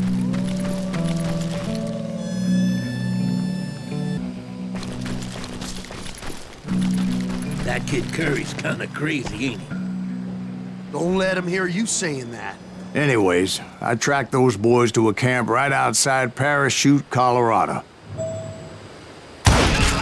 Who's shooting at us? We're under fire! Being outnumbered, I didn't bother with a warning shot. I just started taking those bastards down. Old Bob wasn't among them, and neither was Kid Curry. I could sense him close by, however, plotting something nasty. I just needed a clue as to their whereabouts. And I found one. A map with their bold plan clearly marked. This time they were fixing to blow up a train trestle. Property of the Union Pacific.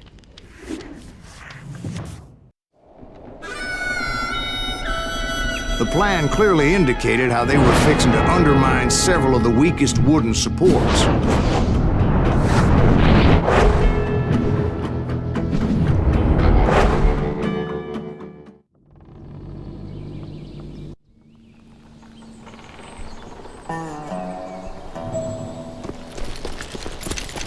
Kid Curry was considered the wildest of the Wild Bunch. It was said that he fathered 85 bastard children, though some say it was only 5.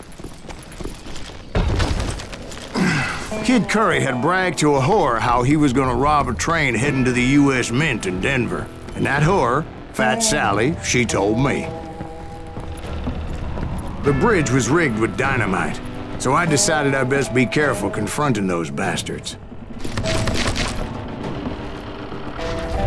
A moment later, I saw a ladder that somehow had escaped my attention.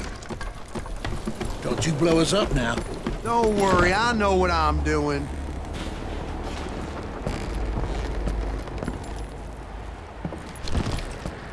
Damn it! What the hell? But the Wild Bunch did not take kindly to my presence and attempted to blow my head off. It appeared the kid had found a number of new recruits to bolster their ranks. Yes, there's always desperate men willing to trade their lives for stolen treasure. What happened next? Well, having removed the first bundle of dynamite, I decided I might as well remove the other one. Once that was done, I figured I'd find my way from there.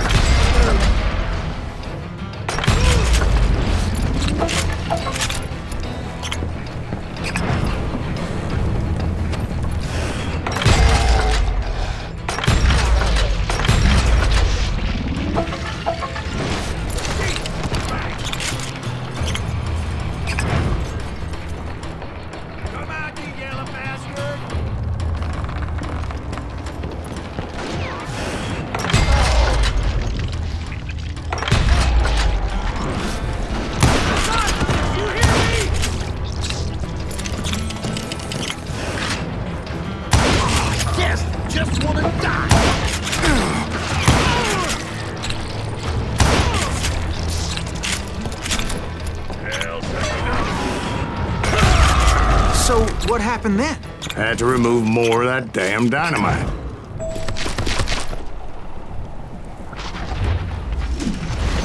It must have been terrifying trying to make your way across. I was sweating it a bit, but then I noticed a footbridge tied up on high, so I shot the rope.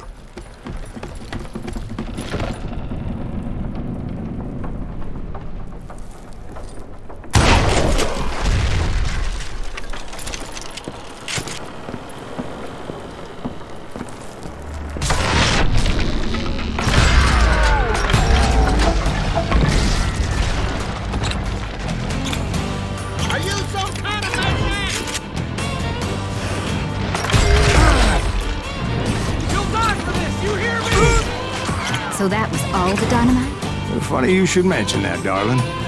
As actually, there was a fourth charge impeding my progress.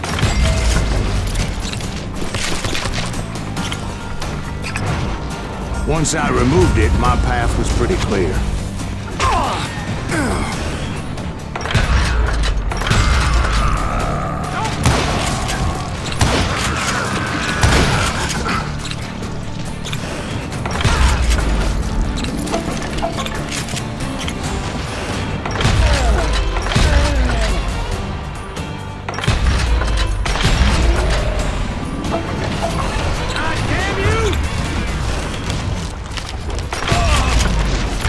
Proceeded onward and realized that that way just wasn't gonna work. I needed an alternate path forward.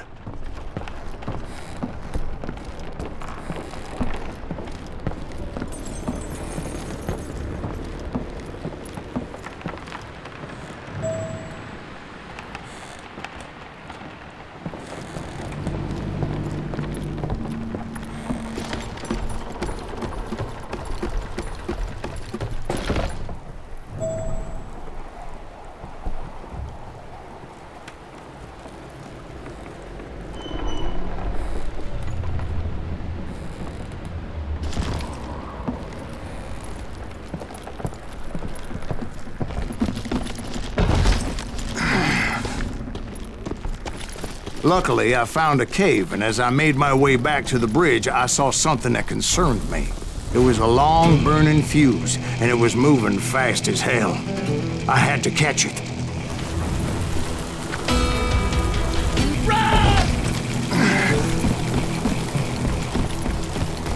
The burning fuse was so damn quick, I had to run like the wind. I almost had it, but no. Thought I was gonna have a coronary when I lost sight of those sparks. I knew that failure meant boom. Then, finally, at the last moment.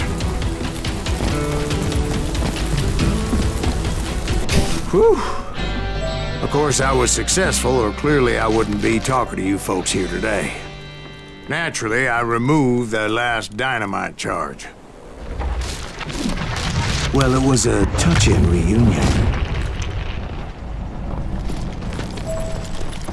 But by this time, I was thoroughly exhausted and dragging my ass as I was not a young man anymore.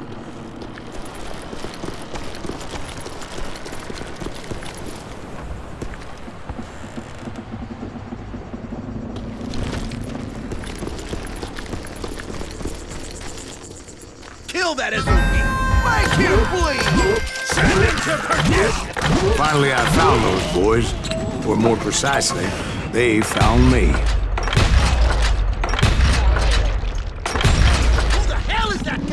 He's crazier than Kid Curry, asked me! Nuttier than a damn fruitcake!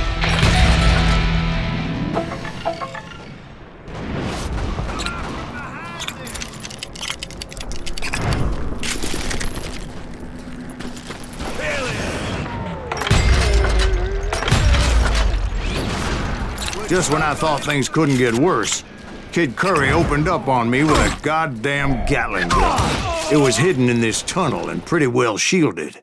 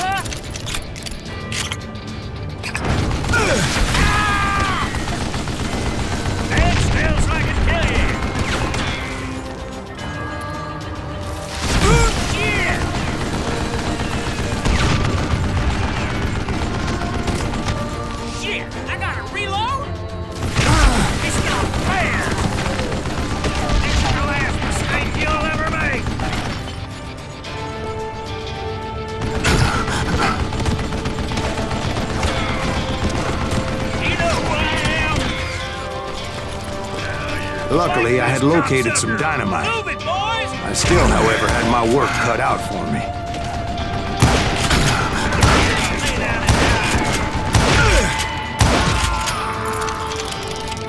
I think he's scared.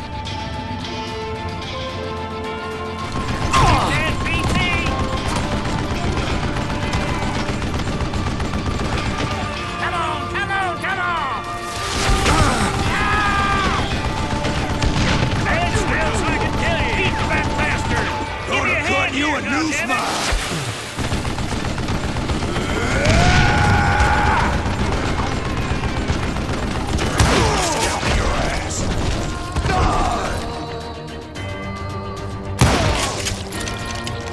You can't hide forever!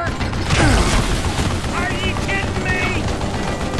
It's the last mistake you'll ever make! Damn!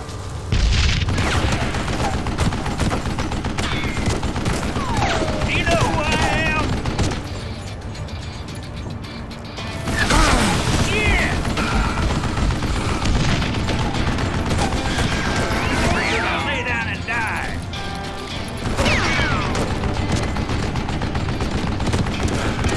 That's up! You can't beat me! It's not fair!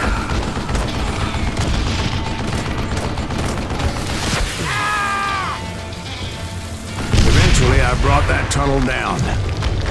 And that's when I met Kid Curry himself. He had decided to stop pussyfooting around and deal with me personally.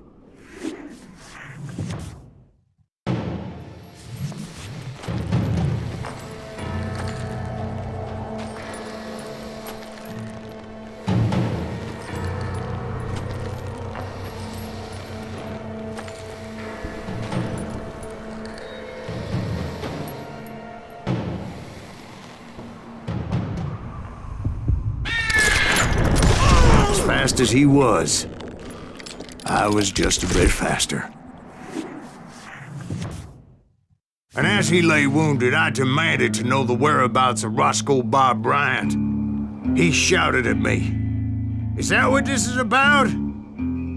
Bob went with Butch and Sundance to South America. You ain't never finding him.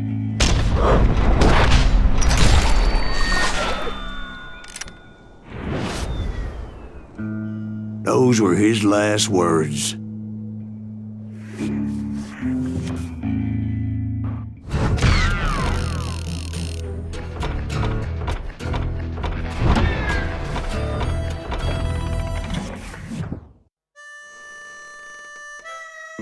So, Bob Bryant got away? I knew I'd never find him in South America.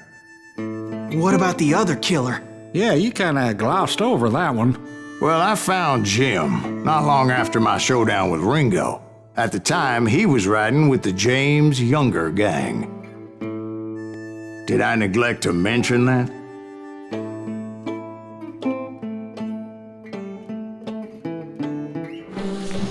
Jesse James? The greatest outlaw who ever lived?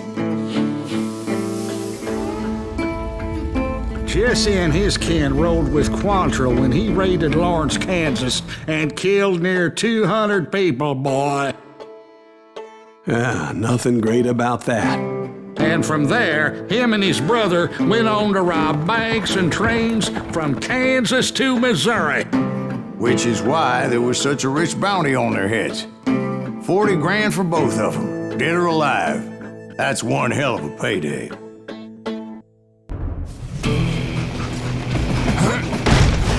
I confronted them as they were robbing a train. Bullets were flying at me from every which way. But I knew I'd have to fight my way forward if I was gonna find this Jim.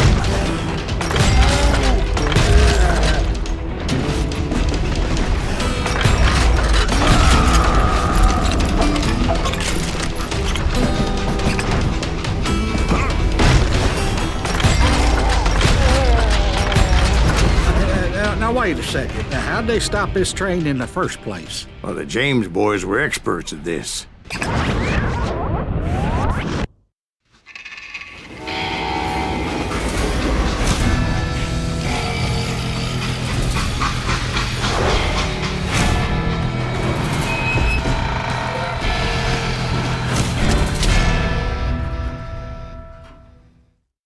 They hopped a freight train having heard there was a big payroll in the express safe. So, I hopped the same train.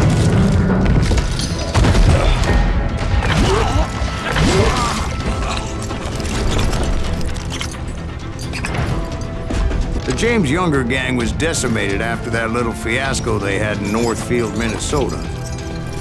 So Jesse needed more men and took on the killer I was after, along with a host of others.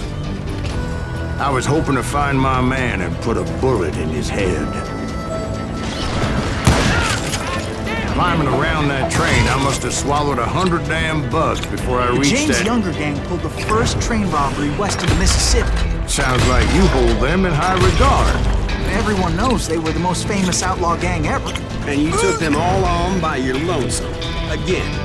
I'm finding this all a little hard to swallow, friend. Well, maybe you need to wash it down with some whiskey. By the way, did I mention that that train was flying down those tracks like a bat out of hell?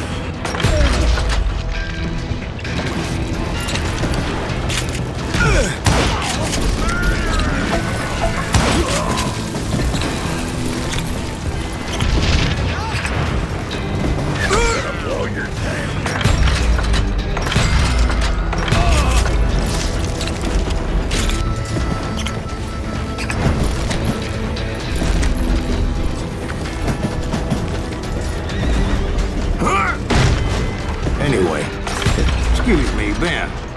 Where would I find the gentleman's facilities? Suddenly I have an urgent need to drain my one-eyed snake. Well, I've had more than a few drinks, and I've been sitting here for quite a spell. Right through there. Let me show you.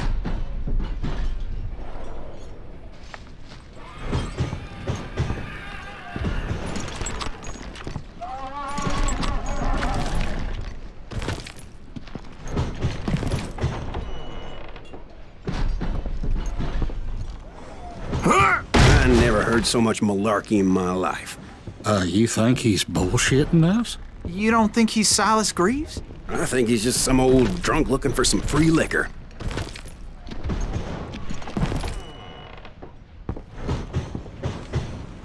I don't know, Jack. I think I believe him.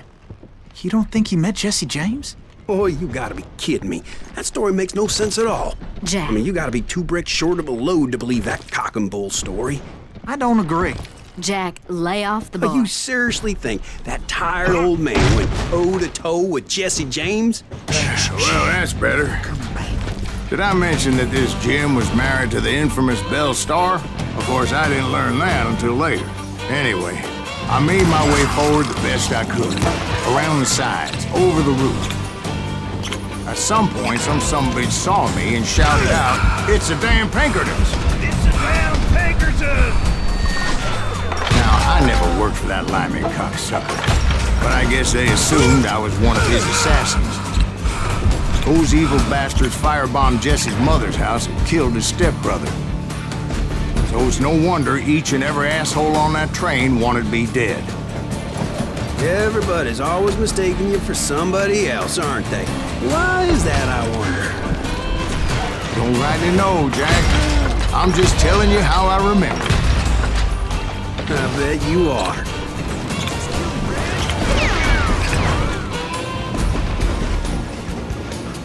Can't fight James, gang!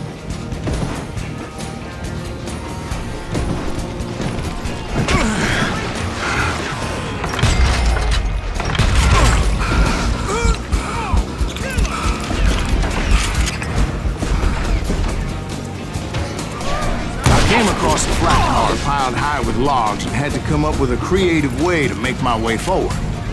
Keep missing.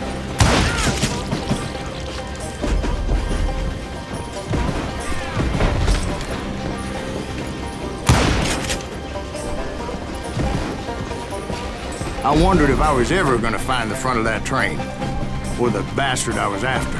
Right about then, I was attacked by some asshole on a Gatling gun. Yeah, seems like you run into a lot of them. Asshole? Gatling guns. Yes, I did. Now, I don't remember how I took it out. It was either a bullet or dynamite. Where would you find dynamite? Does it really matter, Jack? You're messing with the flow of the story here. I gotta reload!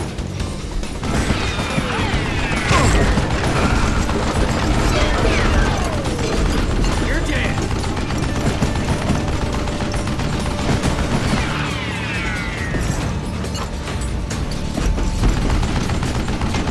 You're done.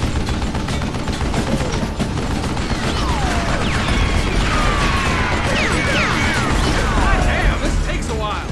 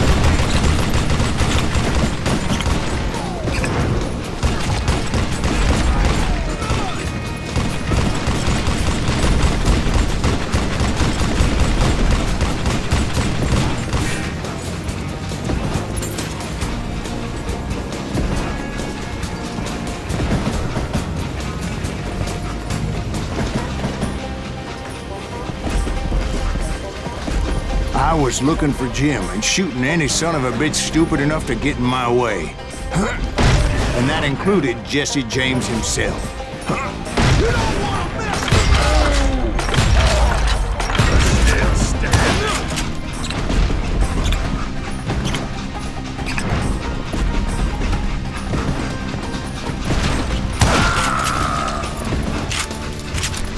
There sure were a lot of men determined to die that day.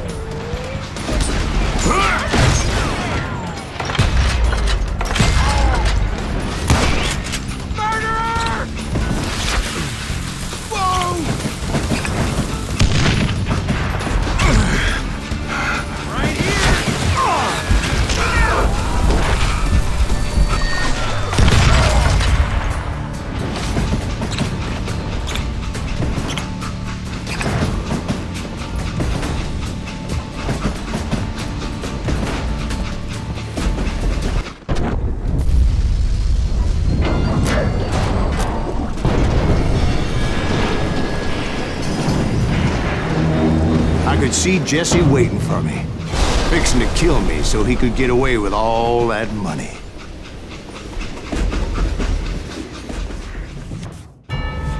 You had a showdown with Jesse James? Of course he didn't. Everybody knows that Jesse was killed by Bob Ford. Yeah, Jesse went out like John Wesley Hardin. Coward shot him in the back of the head. Guess it doesn't matter how far you run, does it, Ben? Your past always catches up with you.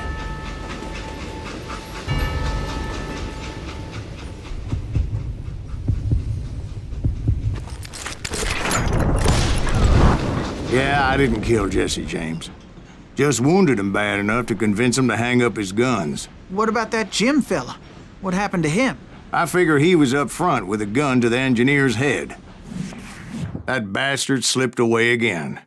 I'll tell you how I got him. But first I need to wet my whistle.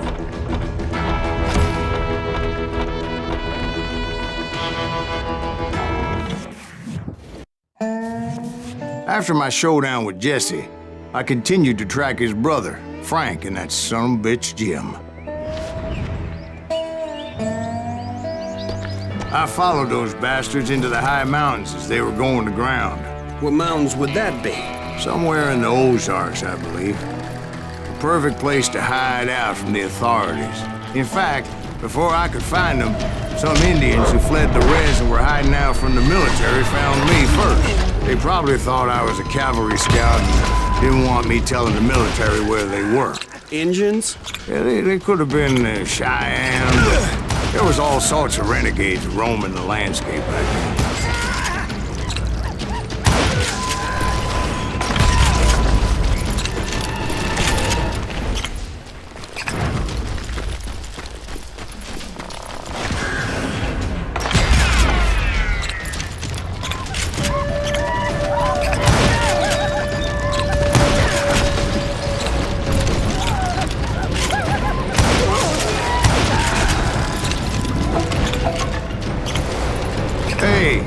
Another whiskey, Ben. Nothing better to soothe the troubled soul.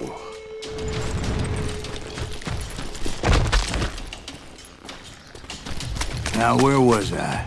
Indians, right. I had more than my share of run-ins with the red man. Like that time, did I tell you about Grey Wolf? Yes, sir. You did.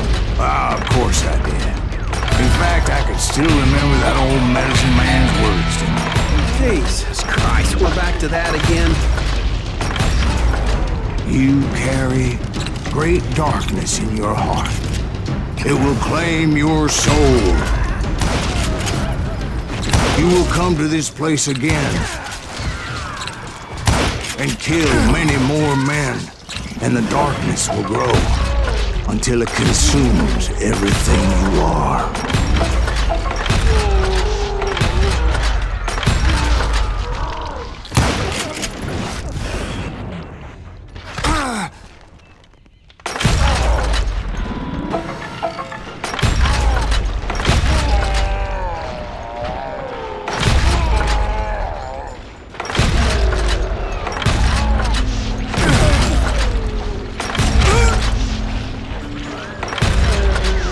So, did you ever find it? Who? The man you are after. Let me ask you something, Ben. Do you ever think about death? Mr. Greaves, are you all right? Oh, death. Oh, death. Won't you spare me over till another year? What is this that I can't see with ice cold hands taking hold of me? Well, I am death, none can excel. I'll open the door to heaven or hell. Oh, death. Oh, death, won't you spare me over till another year? Oh, death, won't you spare me over till another year? So, are you gonna answer the question? What question is that? Jim Reed. Did you ever find it? Reed was indeed that son-bitch's surname. That's right, Ben. A despicable character. I remember him laughing like a hyena that cold morning they lynched me and my brothers. He was intent on avoiding my vengeance, but nothing was gonna stop me. Nothing.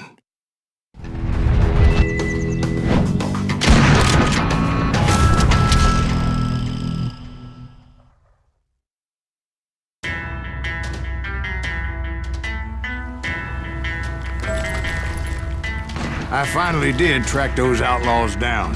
They had long rifles with scopes and were well positioned to pick off any poor soul who came anywhere close.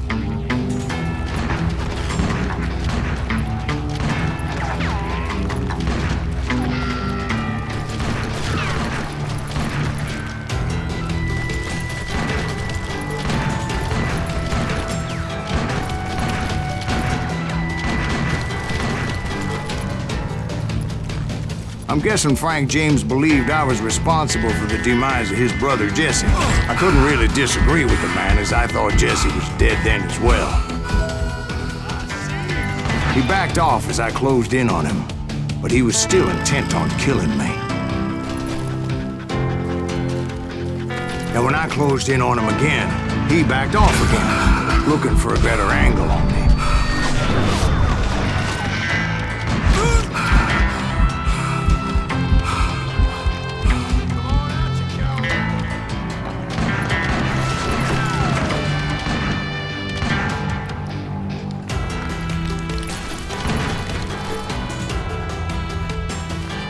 Hell, I can't fault Frank for wanting his revenge, as I was there for the same damn reason myself. At this point, I'm guessing you think Silas Greaves is a worse murderer than Jim Reed ever was.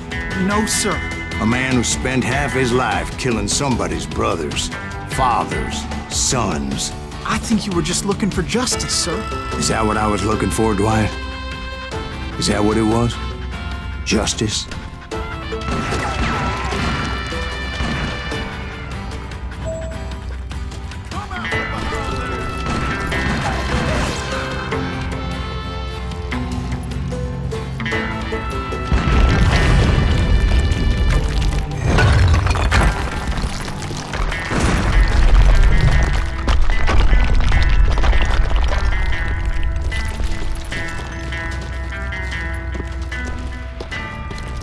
Isn't that why you were hunting the James gang? The James gang.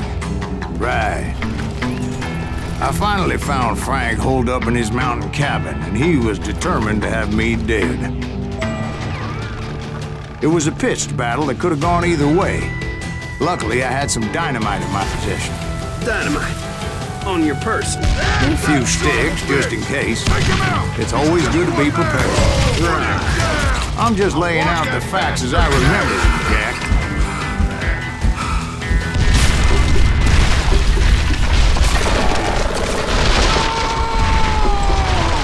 That old shack? Well, it went tumbling right off that cliff. With Frank James still in it? Yes, sir. But Frank James is still alive, living in Missouri, showing folks around the family farm for 25 cents a tour. I didn't say he died in the fall, now did I?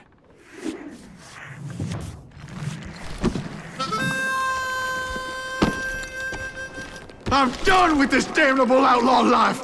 Kill me, don't kill me, do what you will! At this point, I just don't give a shit! I explained to Frank that I had nothing against him personally and that I was looking for someone else. You want Reed? Have at him! I never did like that bastard! I am done here! We parted in peace as Frank pointed out the path to my prey before making his way back down the hill.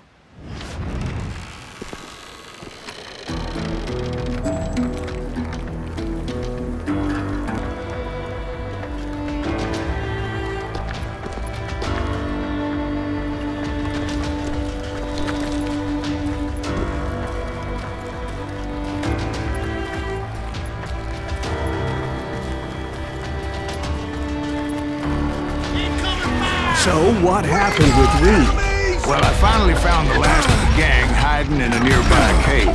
First, I had to dispatch the lookouts, as I was determined not to let that murderer escape my revenge again.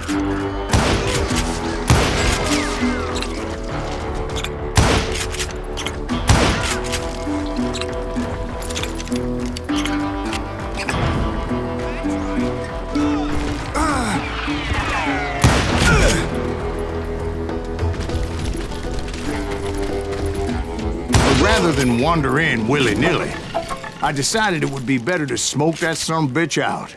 "Hey, Reed!" I shouted. "No wonder you're so ornery. Can't be easy being married to Belle Starr while you're off providing for the family. She's spreading her legs for every Tom, Dick, and Cole Younger. Not an attractive woman exactly, but very friendly. At least she was to me." Son of a bitch! It was then that the last bunch of bandits jumped out of hiding. Why won't this asshole give up? Would someone please kill him?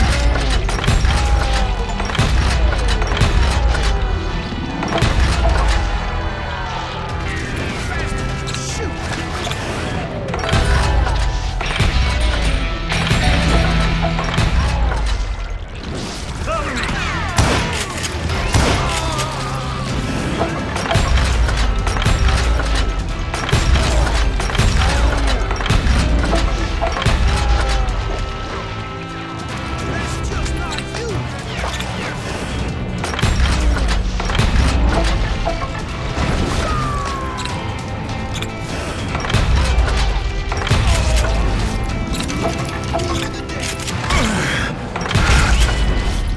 Eventually, it was just me and Reed.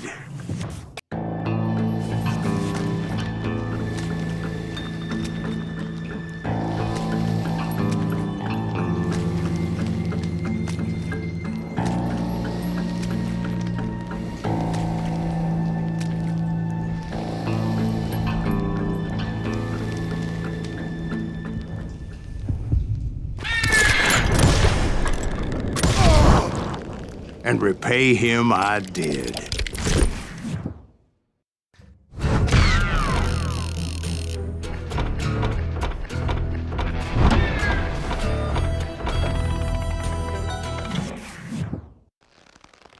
Well, I don't know about you boys, but I'm pretty beat. Well, it's too damn bad you never found that Bob character. Seems a shame he never had to pay. Well, funny thing about that, I did have one more chance at him.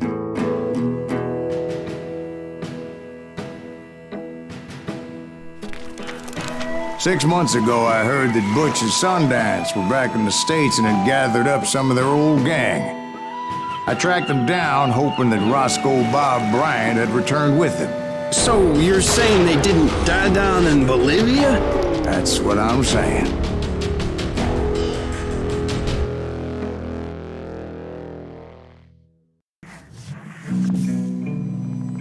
40 years I had waited to get my hands on the last of my brother's killers.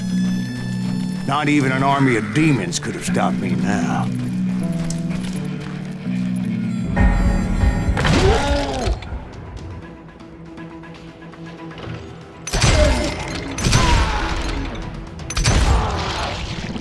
Both Johnny Ringo and Jim Reed fell fairly quickly.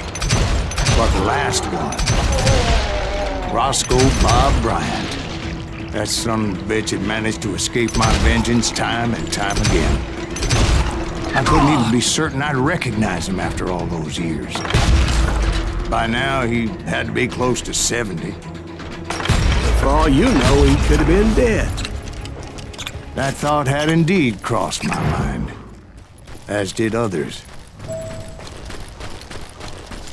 For instance, did my thirst for vengeance turn me into something worse than the man I was after? By this point in my storied career, I had killed more men than Bob Bryant ever had. I was furious as hell at that bastard for making me who I am.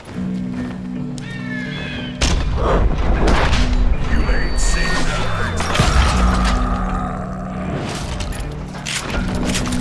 Nothing could stop me from taking his life. I've been after that killer forever. From the time I rode with Billy the Kid. But that chapter of my story you already know. Chapter of that fairy tale, you mean? Suddenly it was 1910. There I was, an old man roaming a ghost town dead almost 2 decades. The town was falling apart, just like me.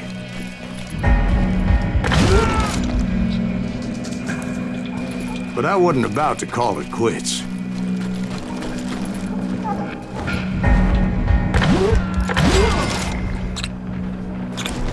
Even though the ghosts of my dead brothers were begging me to end what I started so long ago.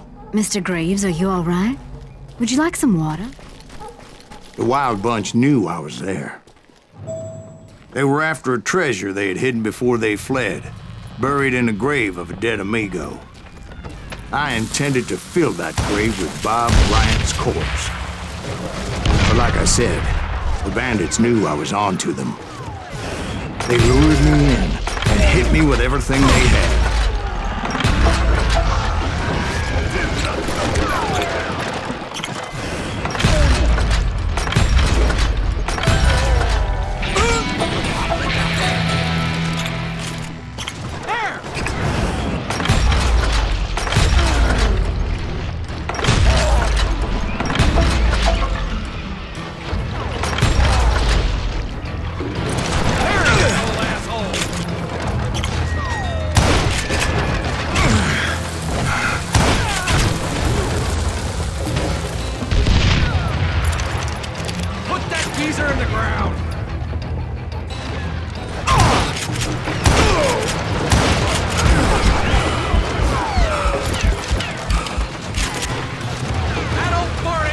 But you obviously prevailed since you're sitting here telling us the tale.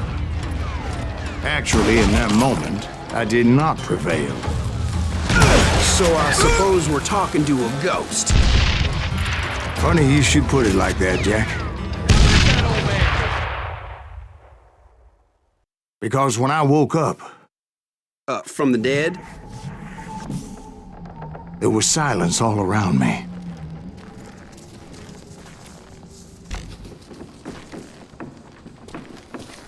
I could swear to God I saw Billy then. Billy who? Billy the kid. William Bonney. He was shooting at me from a rooftop. Here and there. Even over there. So I am right. You are touched in the head. Mr. Greaves, perhaps we should switch you to coffee? You see that old Indian again, too? No, but I did see Billy's killer. Patrick Floyd Garrett. He came at me guns a-blazing. But I knew that old war horse had died 2 years before. I wondered if maybe I was dead too and confronting the ghosts of my past. Perhaps all my sins were coming back to haunt me and drag me down to perdition. I saw Henry Plummer throw dynamite at me.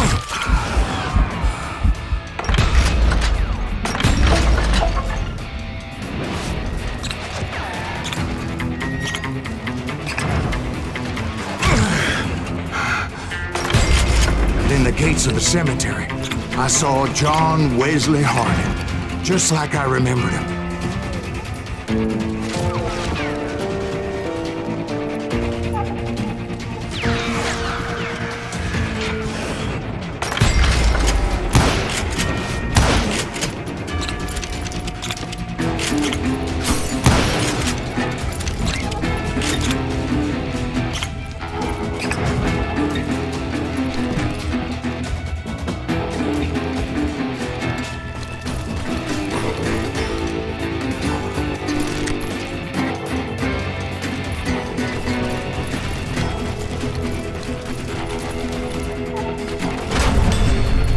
Robert Ollinger appeared with his terrible double-barrel shotgun. But no ghost army was stopping me. My father-in-law got hit with a fallen branch. He spent the rest of his life talking to dogs. Newman Hayes Clanton, William Brocious, John Peters Ringo, they all wanted me dead.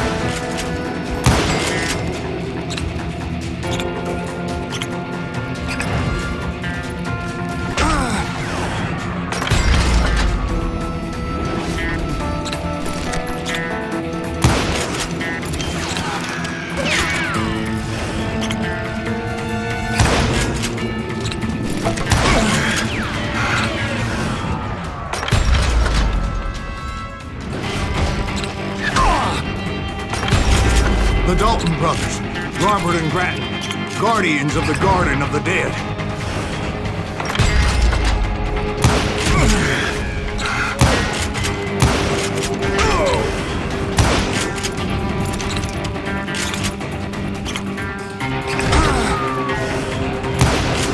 George Curry and Harvey Logan, alias Kid Curry, both thirsty for vengeance from the great beyond.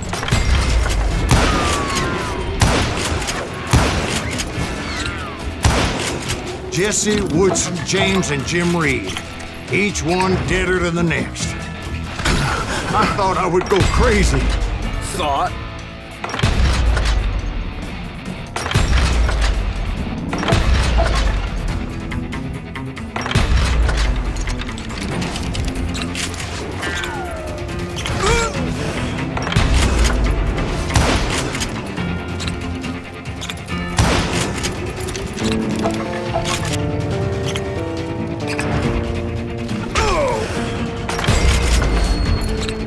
Finally, I saw Harry Alonzo Longabaugh. The Sundance Kid?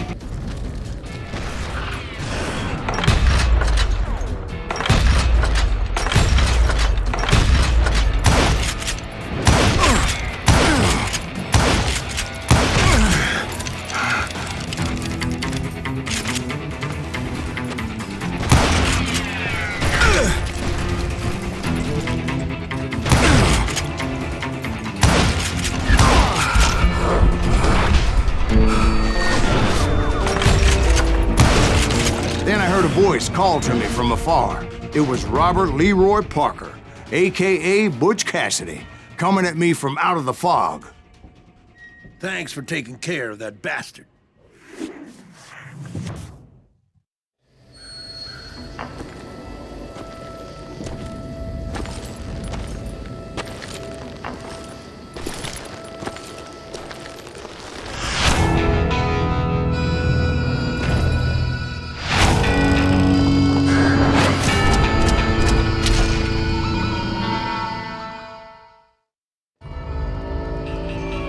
But the kid wasn't quite deceased. Not yet. Takes more than one little bullet to kill the likes of me, partner. Those two looked like they hadn't seen each other for quite a while. Clearly, they were no longer amigos. Shit. I was hoping I wouldn't have to kill you. You won't have to, Butch. I'm killing you first. I asked them about Bob Bryant, but they were too busy with their own heated conversation. Let me get this shit straight. You want my money and the love of my life? You frittered it all away, Butch. Edda's mine. So is that damn money. I didn't want to shoot anybody until I had an answer to my question, but those boys didn't give me much of a choice.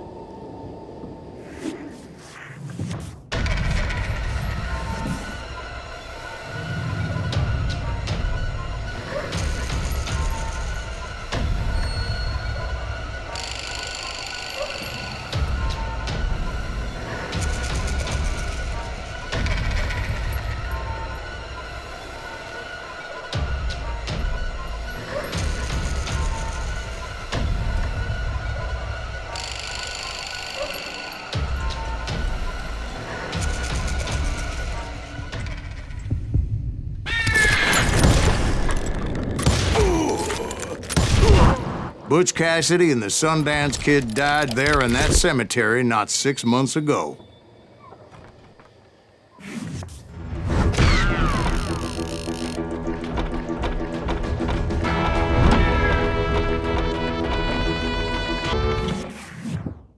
Butch Cassidy and the Sundance Kid were killed by the Bolivian army. Everybody knows that. That's the legend, but it ain't the truth.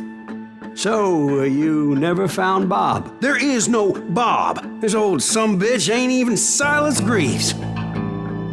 Sir, is that true? Have you been pulling our legs this whole time? Well, not the whole time. Oh man, I think you've worn out your welcome here. Maybe you're right, Jack. Maybe it's time to pay. You see, Ben, or should I say Bob, your past always catches up with you. I was a different man back then, crazy. Drinking, I've changed my ways, I swear to you. If I could turn back the clock, But you can't, Bob.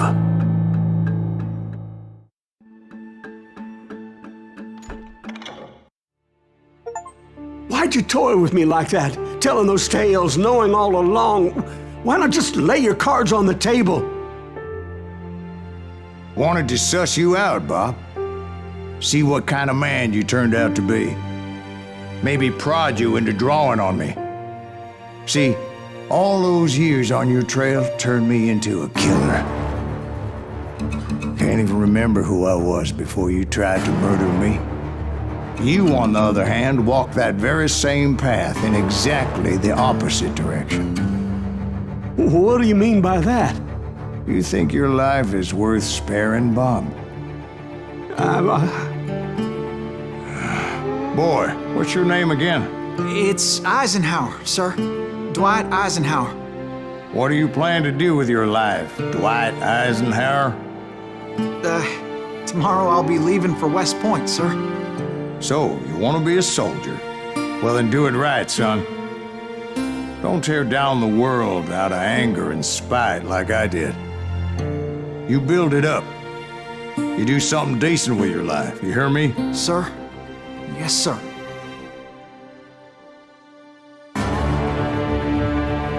I won't have it said I left you with nothing Bob.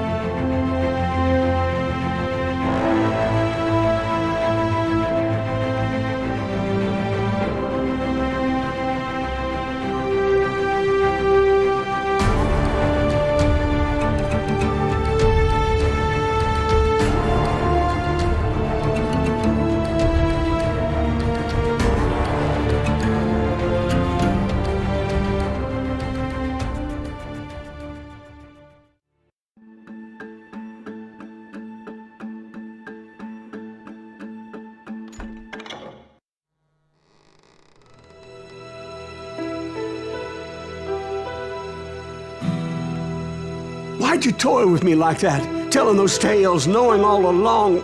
Why not just lay your cards on the table? Here. I won't have it said that I left you with nothing. That's how you want it? So be it. Holy shit! Right, Molly, move against that wall. Go!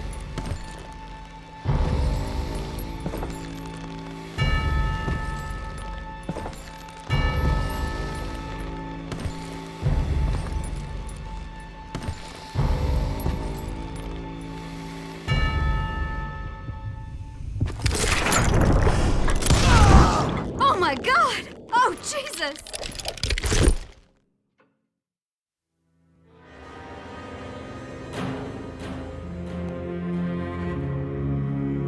Did you know it was him all along? Cassidy told me Bob was in Abilene before he died. But I wasn't sure Ben was my man until he revealed how much he knew about Ringo and Reed.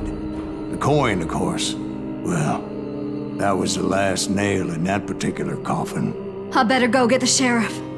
You okay, boy? You're looking mighty shook up. Dwight, maybe you best go home. Young Eisenhower here is leaving for West Point tomorrow. He shouldn't get caught up in something like this. I think I might head out myself at this juncture. Unless you want to stop me, Jack. No, sir, Mr. Greaves. So where you going now? Now that you had your revenge? Doesn't really matter, does it? As I've sold my soul for it, and will never again walk with those I have lost.